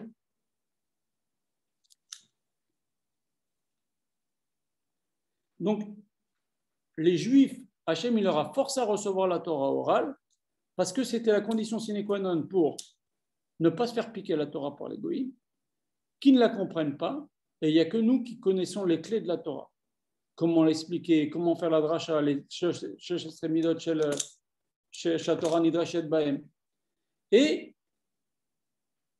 à Purim, il s'est passé quelque chose d'extraordinaire, c'est qu'il y a marqué qui mouve et qui blou. Juste à la fin de Purim, on dit que les Bnei Israël, ils ont voulu recevoir la Torah orale et ils ont demandé la Torah orale. Et là, c'est encore plus grand que le jour de Matan Torah. C'est pour ça qu'on dit c'est Kippurim, c'est plus que Purim. Pardon, Kippour, c'est moins que Purim, entre guillemets. Pourquoi? Parce que à Purim, les Juifs, ils ont dit oh, mais on était tellement bêtsards, ils avaient tellement peur de se faire tuer, qu'ils ont dit on veut recevoir même la Torah orale. Et donc, la première fois, ils ont été forcés de recevoir la Torah orale, mais à Purim, ils l'ont demandé. Alors, on fait un petit break. Je vous laisse poser des questions et puis on va entamer d'autres petites choses derrière. Est-ce que si vous voulez prendre la parole, vous ouvrez les micros et vous demandez ce que vous voulez. Est-ce que vous avez des questions? Abeliao, bonsoir. Bonsoir. Alors, tu as expliqué tout à l'heure qu'il y avait des goïms qui, à l'époque, ils voulaient quand même la Torah, bien que la majorité ont refusé. Oui. Alors, on explique que ces Neshamot-là, on les a récupérés, et on les récupère encore aujourd'hui. Absolument, c'est ce que j'ai dit, oui. On parle bien évidemment de gens qui veulent se convertir sincèrement. On ne parle pas de conversion par convenance. Oui. Alors la question, c'est comment se fait-il que ces gens-là, qui ont voulu la Torah et qui sont déjà convertis, comme tu l'as dit, Potentiellement, ils ont voulu potentiellement, recevoir la Torah, bien mais sûr, comme la majorité ne les a pas laissés faire, voilà. Ils ont suivi le groupe, mais en tout cas, au fond d'eux-mêmes, ils voulaient la Torah. oui, Mais comment se fait-il qu'aujourd'hui, quand un juif, enfin un non-juif sincère veut se convertir, on lui met des freins pour l'accepter dans le Ham Israël. On lui donne beaucoup de barrières Alors bon, on peut dire pour voir si vraiment il veut prendre le joug de la Torah. Mais compte tenu qu'ils ont déjà accepté dans une autre vie cette Torah, aujourd'hui, on voit que la conversion, elle est compliquée. Elle est même très compliquée chez nous. On ne fait pas de prosélytisme, mais on voit que c'est très compliqué pour les gens qui veulent se convertir. Donc, c'est ça ma question. alors je vais te répondre. Déjà, il y a deux questions. Hein. C'est pourquoi on leur met des barrières. Ça, on apprend de route que non, Oui, elle les a repoussés. Elle a dit non, non, laissez retourner chez vous. On essaye un peu de tester leur volonté. OK? Et maintenant, il faut savoir qu'il y a deux catégories de guerre. Il y a le guerre dont la Neshama faisait partie de ceux qui ont dit mais moi, je voudrais bien la Torah. Ah, l'Europe ne veut pas, bon, on ne l'aura pas, bah, tant pis, mais moi, je l'aurais bien voulu.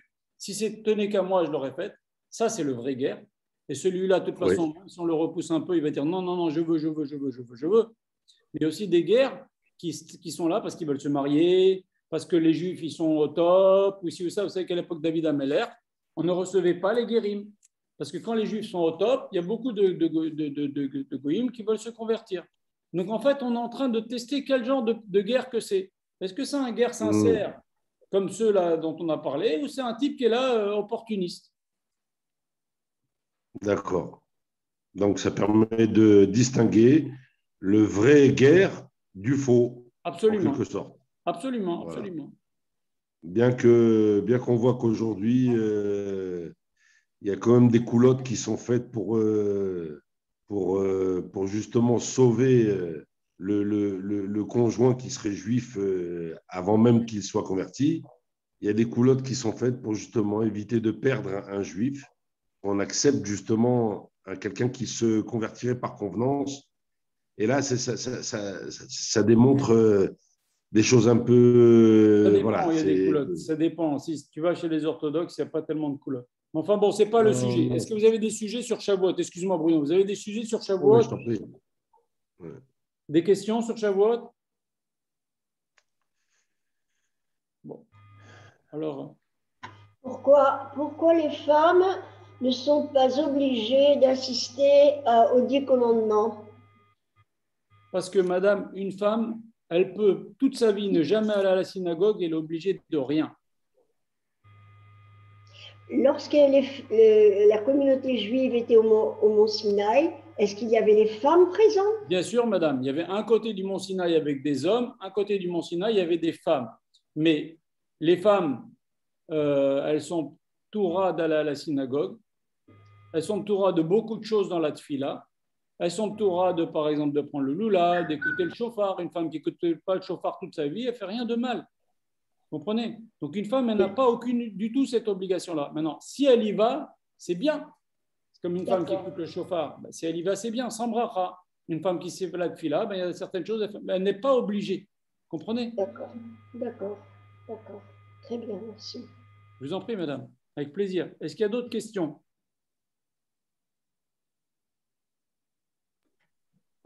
Alors, Moi, j'ai une petite, moi, j'ai allez-y. une petite question.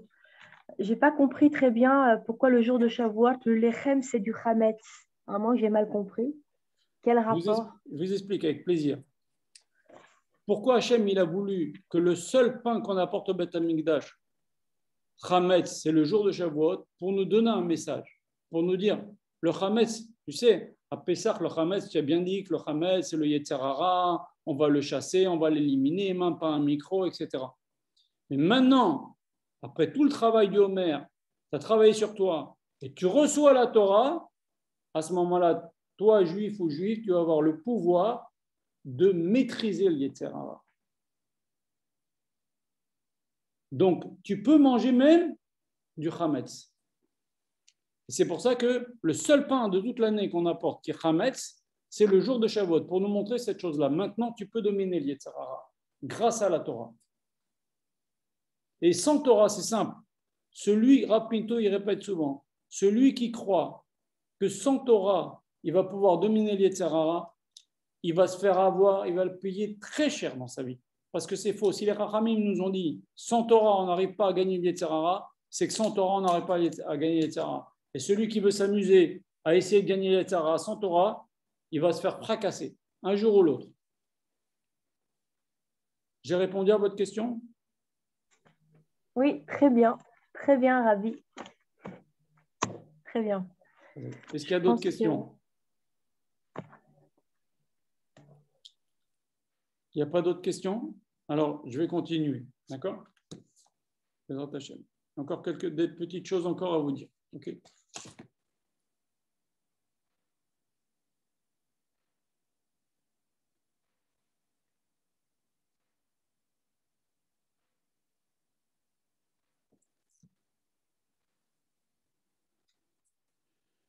Dans les textes de base, parce qu'on a lu beaucoup de Gemarot qui parlent de Shavuot, je vais vous en lire encore une autre qui est très, très jolie.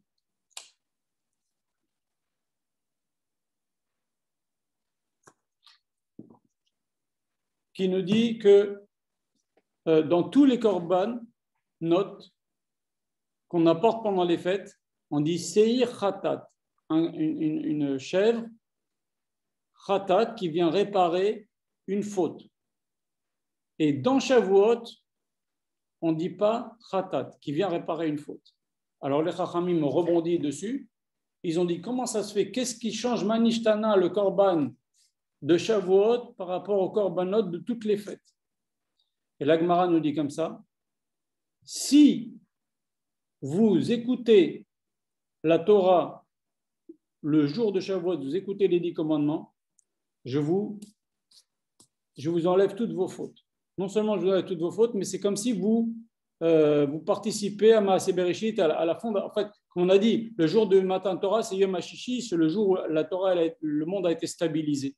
Et bien, si vous écoutez les 10 commandements ce jour-là, je vous compte comme si vous avez 0 faute et comme si vous participez avec moi à Maaseh Bereshit. Voilà. Alors, je vais vous lire encore quelques passages dans nos textes.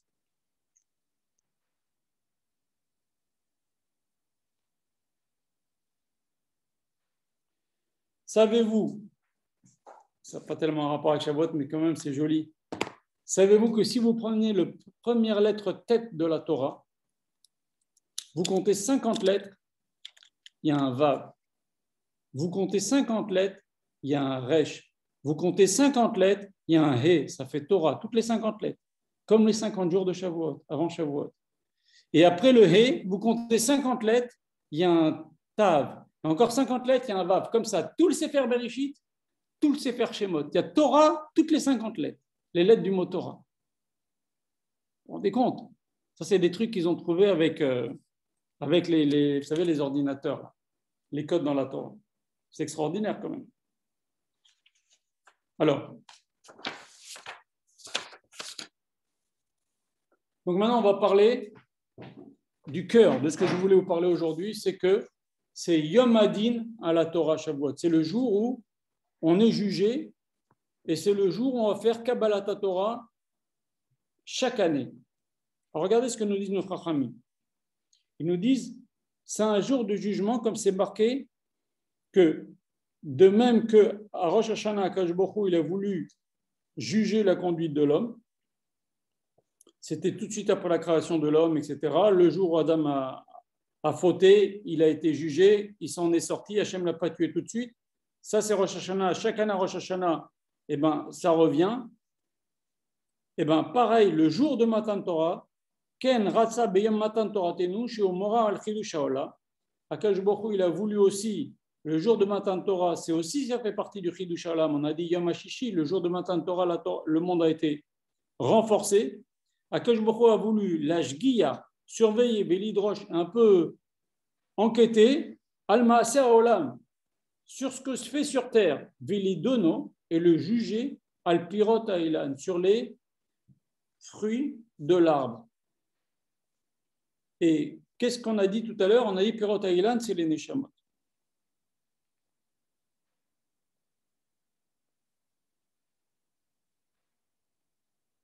Donc ce jour-là, nous dit les Chachamim, Akadosh Baruch Hu, il va fixer al kol echad ve'echad à chacun kamachelek batorah. Combien de Torah il va avoir dans les 12 mois qui viennent jusqu'au Shavuot qui vient d'après. Et dans le Midrash Rabbah, c'est marqué que le jour du don de la Torah, chaque juif a reçu une part dans la Torah. C'est ce qu'on dit, Veten chelkenu betoratach. Hachem, on dit dans la Tfila, Veten chelkenu betoratach. Hachem, donne-nous notre part. Ça veut dire quoi notre part? Ça veut dire quoi notre part? Eh bien oui, à Rosh Hashanah, on te donne une part. C'est ça que tu demandes quand tu dis Veten chelkenu betoratach. Donc il y a quelque chose qui est fixé le jour de Shavuot, il y a quelque chose qui est fixé. Ta part de la Torah, combien tu vas apprendre, combien tu vas retenir, sur quoi tu vas tomber, est-ce que tu vas tomber sur des choses qui vont te donner du nachat, on a du nachat dans l'étude. Est-ce que tu vas tomber sur quelque chose est-ce que tu vas étudier de façon enjouée, est-ce que tu vas apprendre beaucoup?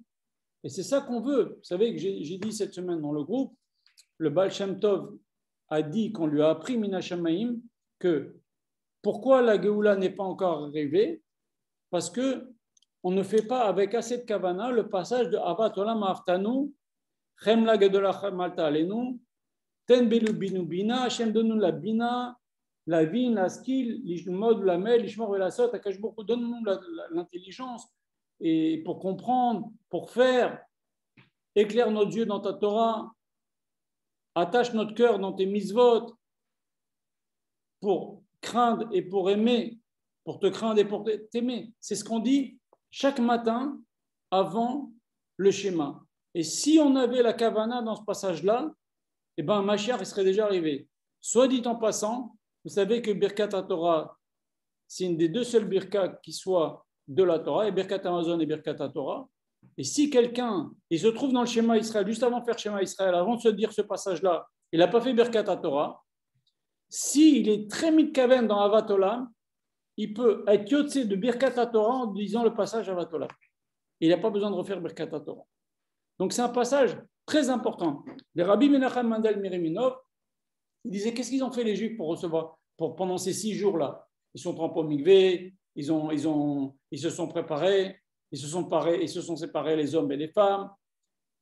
Mais qu'est-ce qu'ils ont fait? Eh bien, ils ont dit tous les jours, ils ont dit Veten chalkenu betoratach, ve'erenenu betoratecha, v'dabek libim be'mitzvotecha. Hachem, donne-nous, éclaire-nous, aide-nous à comprendre, donne-nous l'intelligence, donne-nous le ratson, donne-nous l'envie de te craindre, l'envie de t'aimer. C'est ça, c'est comme ça qu'ils se sont préparés. Et c'est ça qu'on doit demander à Shavuot. C'est pour ça qu'il faut se préparer maintenant pour que le jour de Shavuot, ça nous vienne. On le demande de tout notre cœur. Vous savez que dans la halakha, il y a certains minagim que le jour de Shavuot, ce passage de Avat Olam, il est repris par le Shaliach Tzibour tout doucement avec Havana, il faut voir. Vous comprenez?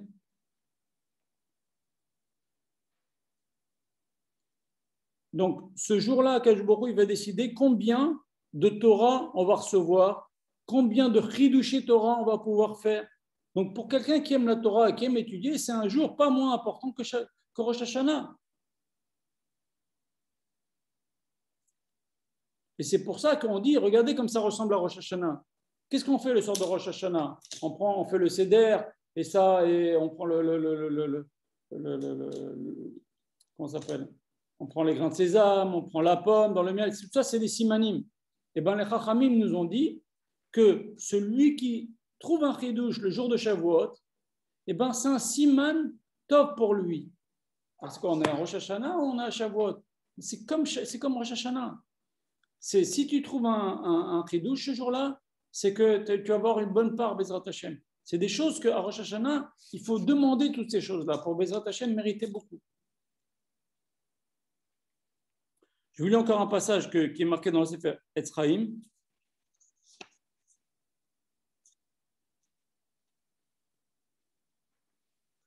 Bechol chag Shavuot mekablim bnei Israël chelek betorah. Les bnei Israël reçoivent à chaque Shavuot une partie dans la Torah et qui est renouvelée chaque année à un moment de Shavuot. Et pendant toute l'année, tout ce qu'on va étudier, on ne fait que sortir ce qui a été décidé en potentiel à Shavuot, on ne fait que le ressortir pendant l'année, dans notre étude. Et donc, c'est pour ça que la racine de notre Limud Torah pendant l'année, elle est à Shavuot, et donc il faut se préparer bien pour Shavuot pour que Bezrat Hashem nous donne une grande part. Je vous lis encore quelques passages. Regardez ce que dit la Gemara. Abba Shaul Omer, dans Masechet Baba Batra, Abba Shaul dit Yom Tov Shel Atzeret Baro, le jour de Yom Tov Shel Atzeret, c'est-à-dire le premier jour de Shavuot, s'il fait beau ce jour-là, c'est un siman yapé l'école Hashana. Et on dit la même chose pour Rosh Hashanah. Donc c'est vraiment très comparable.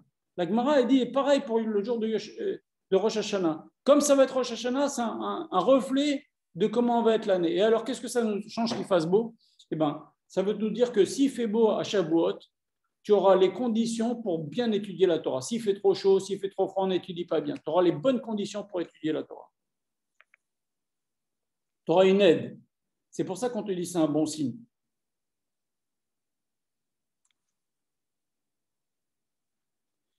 On a aussi l'habitude, à Shavuot, de commencer à en prendre aux enfants la lèvre bête. C'est un bon siman aussi. Et mieux encore, le plus grand attraction de Shavuot, c'est le premier matin de Shavuot à l'aube. C'est à ce moment-là que les Bnei Israël ils ont reçu la Torah. Donc il y en a qui ont l'habitude d'apprendre la lèvre bête aux petits-enfants à l'aube.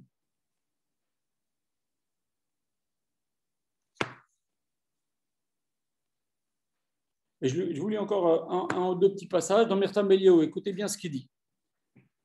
Il nous dit, à Shavuot, en fonction de nos actions dans l'année des 12 mois qui viennent de passer, il va être décidé combien l'homme va pouvoir consacrer de ses forces à l'étude de la Torah et combien il va pouvoir dévoiler des chidushim de Torah.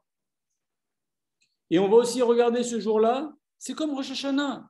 Combien de bitul Torah dans les 12 mois, ça veut dire de l'annulation de la Torah dans les 12 mois qui sont passés.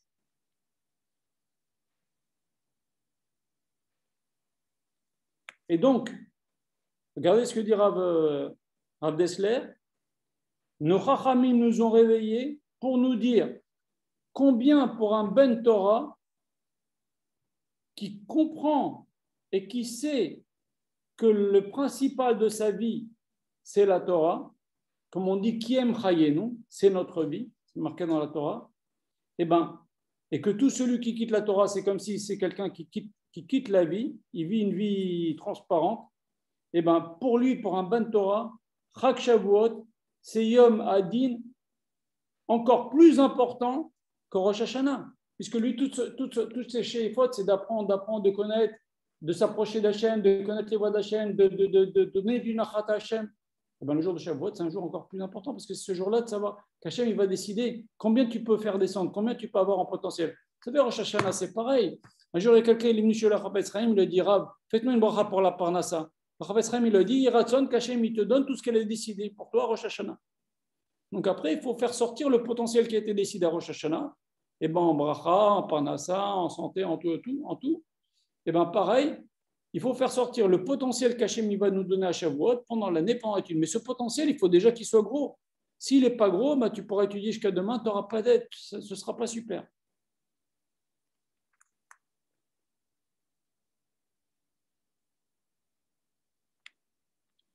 Vous savez que aussi, il y a une misva, par exemple, de donner le maaser de son argent pour que l'argent se maintienne. Il y a une misva aussi de donner du maaser de son temps pour que notre Torah se maintienne. C'est très important de faire les écouilles arabim. C'est comme une ségoula. On dit que donne le maaser, tu t'enrichiras. Donne du maaser de ton temps. Enseigne la Torah. Aussi, ta Torah, elle va s'augmenter.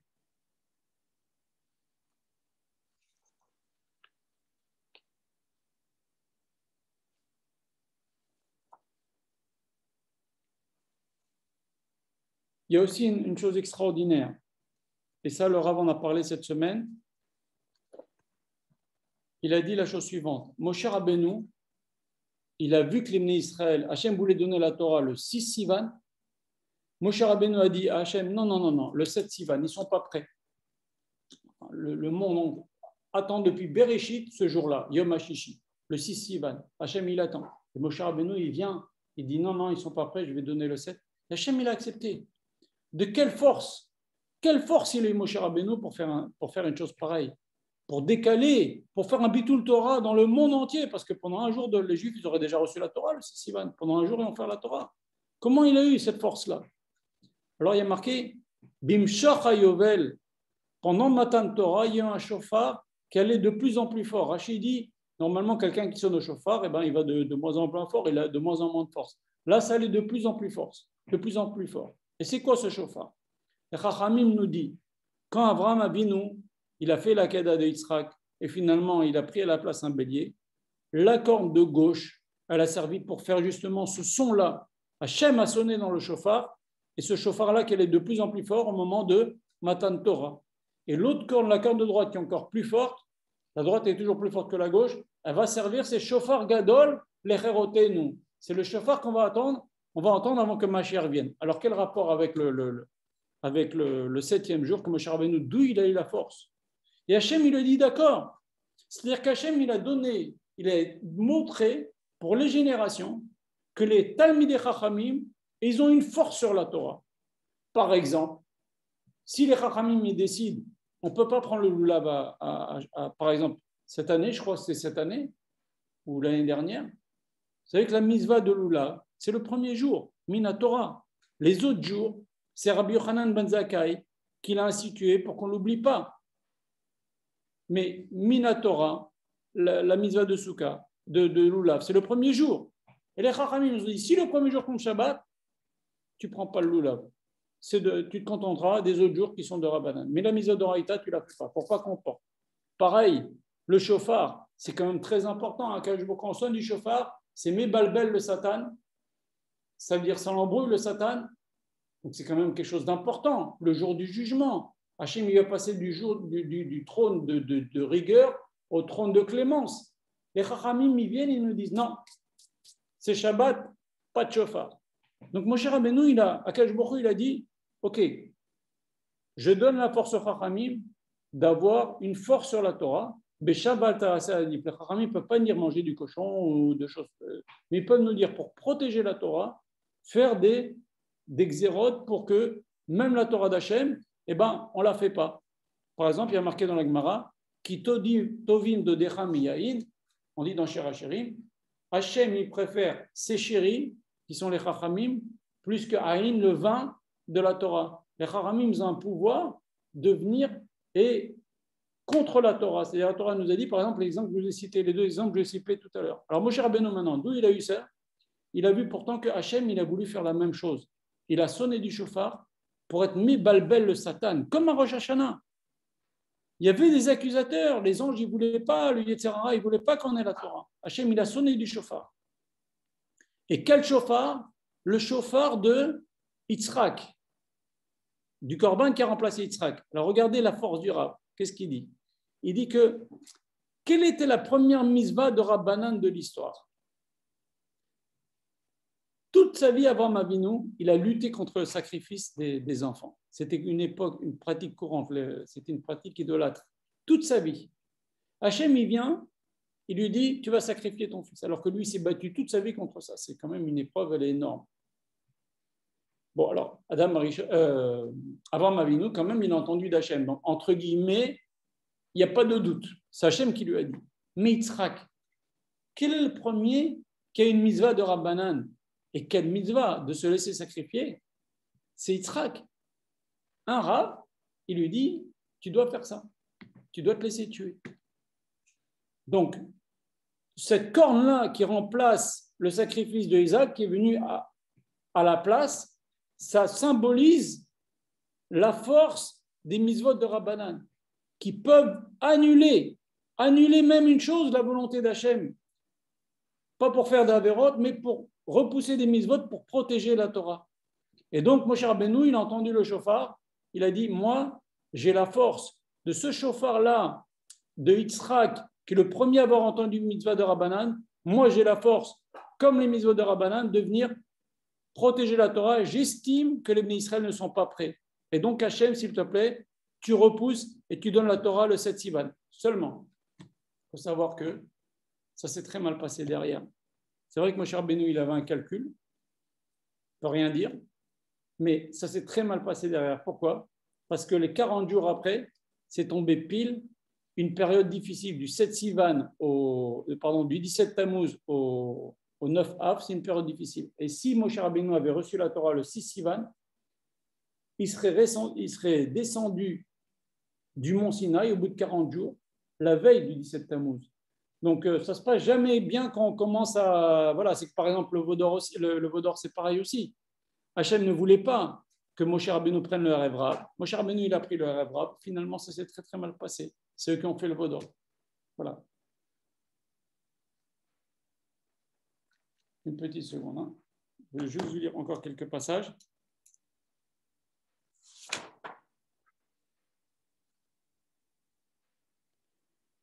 Je termine par la nuit de Shavuot. Il faut savoir que la nuit de Shavuot, c'est quelque chose d'extraordinaire. Je ne savais pas que c'était comme ça personnellement. Il y a quelques années encore, je l'ai appris il y a quelques années. Je vais vous lire ce que nous disent les Chachamim. Dans Shara Kavanot, Rabbi Chaim Vital écrit, au nom de son maître le Harizal, il nous dit Tsarich Adam Shelo Lishon Balayla Azot Klal. On ne doit pas du tout dormir la nuit de Shavuot. Afilo Rega Arat, même une seconde. Veliot Kolalayla Neorim, toute cette nuit-là, il faut qu'on soit bien réveillé. Boskim Batora, et qu'on étudie toute la nuit.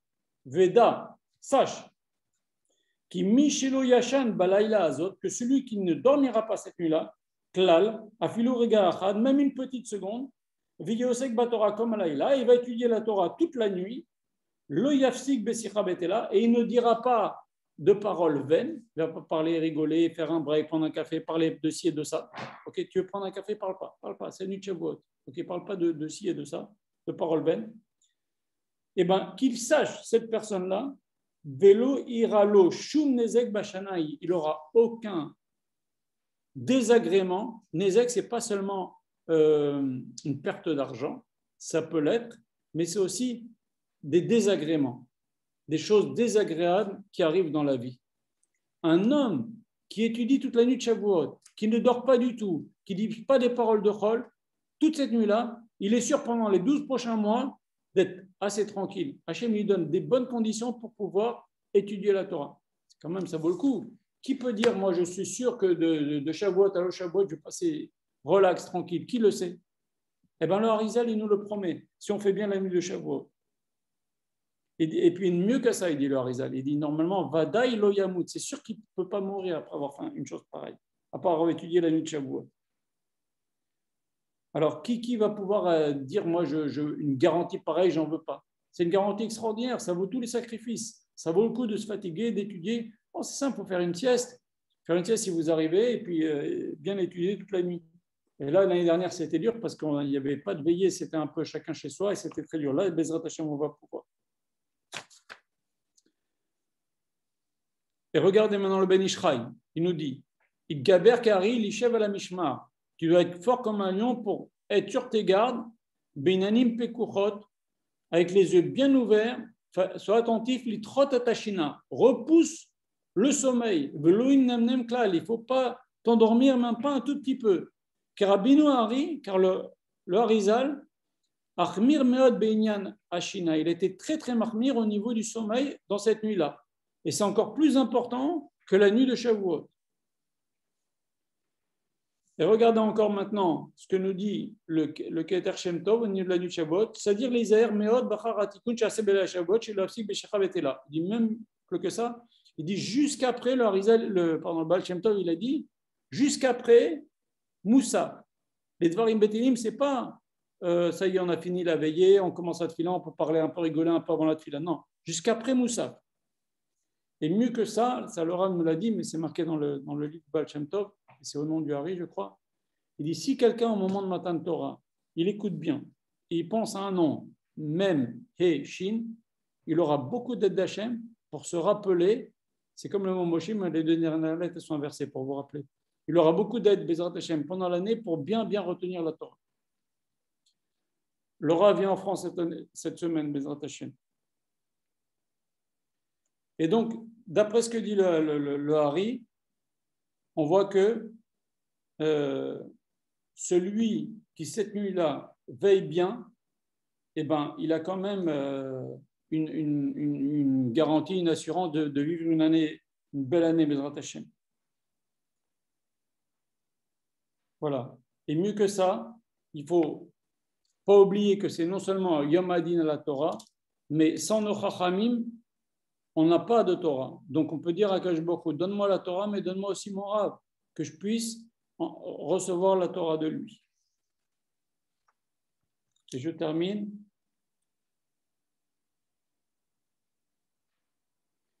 Quand tout le but du Limoud, la nuit de Shavuot, et le but de la Kabbalat Torah, quand on va recevoir les 10 commandements, etc., c'est pour poursuivre toute l'année dans l'étude de la Torah. Et si le type, le lendemain de Shavuot, il se dit, bon, j'ai bien reçu la Torah à Shavuot, et maintenant il va faire Bitul Torah, eh ben, il a fait le clown, quoi, la nuit de Shavuot. Il faut être sérieux, tout ce qu'on a montré, il faut le vouloir. Vous savez, je termine là. Il y a un épisode extraordinaire qui s'est passé à l'époque de Rabbi Yosef Karo. Ils étudiaient avec le Al-Shir HaKadosh. Et Rabbi Yosef Karo, il a écrit un livre qui s'appelle, je ne me rappelle plus, c'est un ange qui lui parle et qui lui dit fais ci, fais ça, apprends ci, apprends ça, renforce-toi dans qui, renforce-toi dans toi. Le Ramchal aussi. À l'âge de 20 ans, le Ramchal, il y avait un ange qui venait et qui parlait. Et c'est comment il lui parlait, l'ange? Il ne venait pas, ce n'est pas un ange qui voyait et qui lui disait fais ci et fais ça, comme quelqu'un reçoit Yohanavi. C'était un ange qui venait dans sa gorge et qui lui faisait dire tu dois faire ci, tu dois faire ça. Et lui retenait ce qu'il était contraint de dire par cet ange-là. Le Ramchal, là aussi, il a eu la même chose. Et bien, cette nuit-là, la nuit de Shavuot, il y a un ange qui est venu, qui a pris possession, entre guillemets, de la gorge de Rabbi Yosef Karo, celui qui a écrit le Shulchan Aruch. Il leur a dit, vous ne pouvez pas savoir comment Akadosh Baruch Hu, il a du nachat de votre étude, la nuit de Shavuot. Il est très, très content Akadosh Baruch Hu. D'ailleurs, il y a un inyan, si vous pouvez, si c'est possible, d'aller au mikvé. D'aller au mikvé la veille de Shavuot et la nuit de Shavuot. Voilà. Donc j'espère qu'on a compris, Bezrat Hashem, que le jour de Shavuot, c'est un jour de jugement et on peut ce jour-là recevoir plein de Torah pour toute l'année. Et il faut le demander, et pour pouvoir le demander, il faut bien se préparer auparavant. Donc, est-ce que vous avez des nouvelles questions à poser? Est-ce qu'il y a des questions?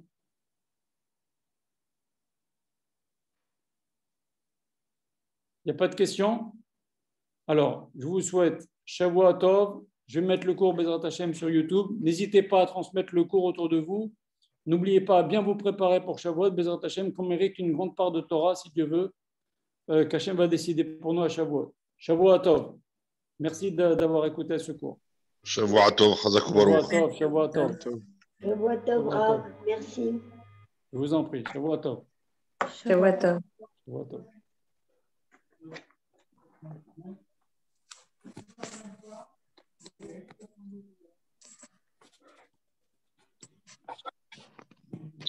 Thank you.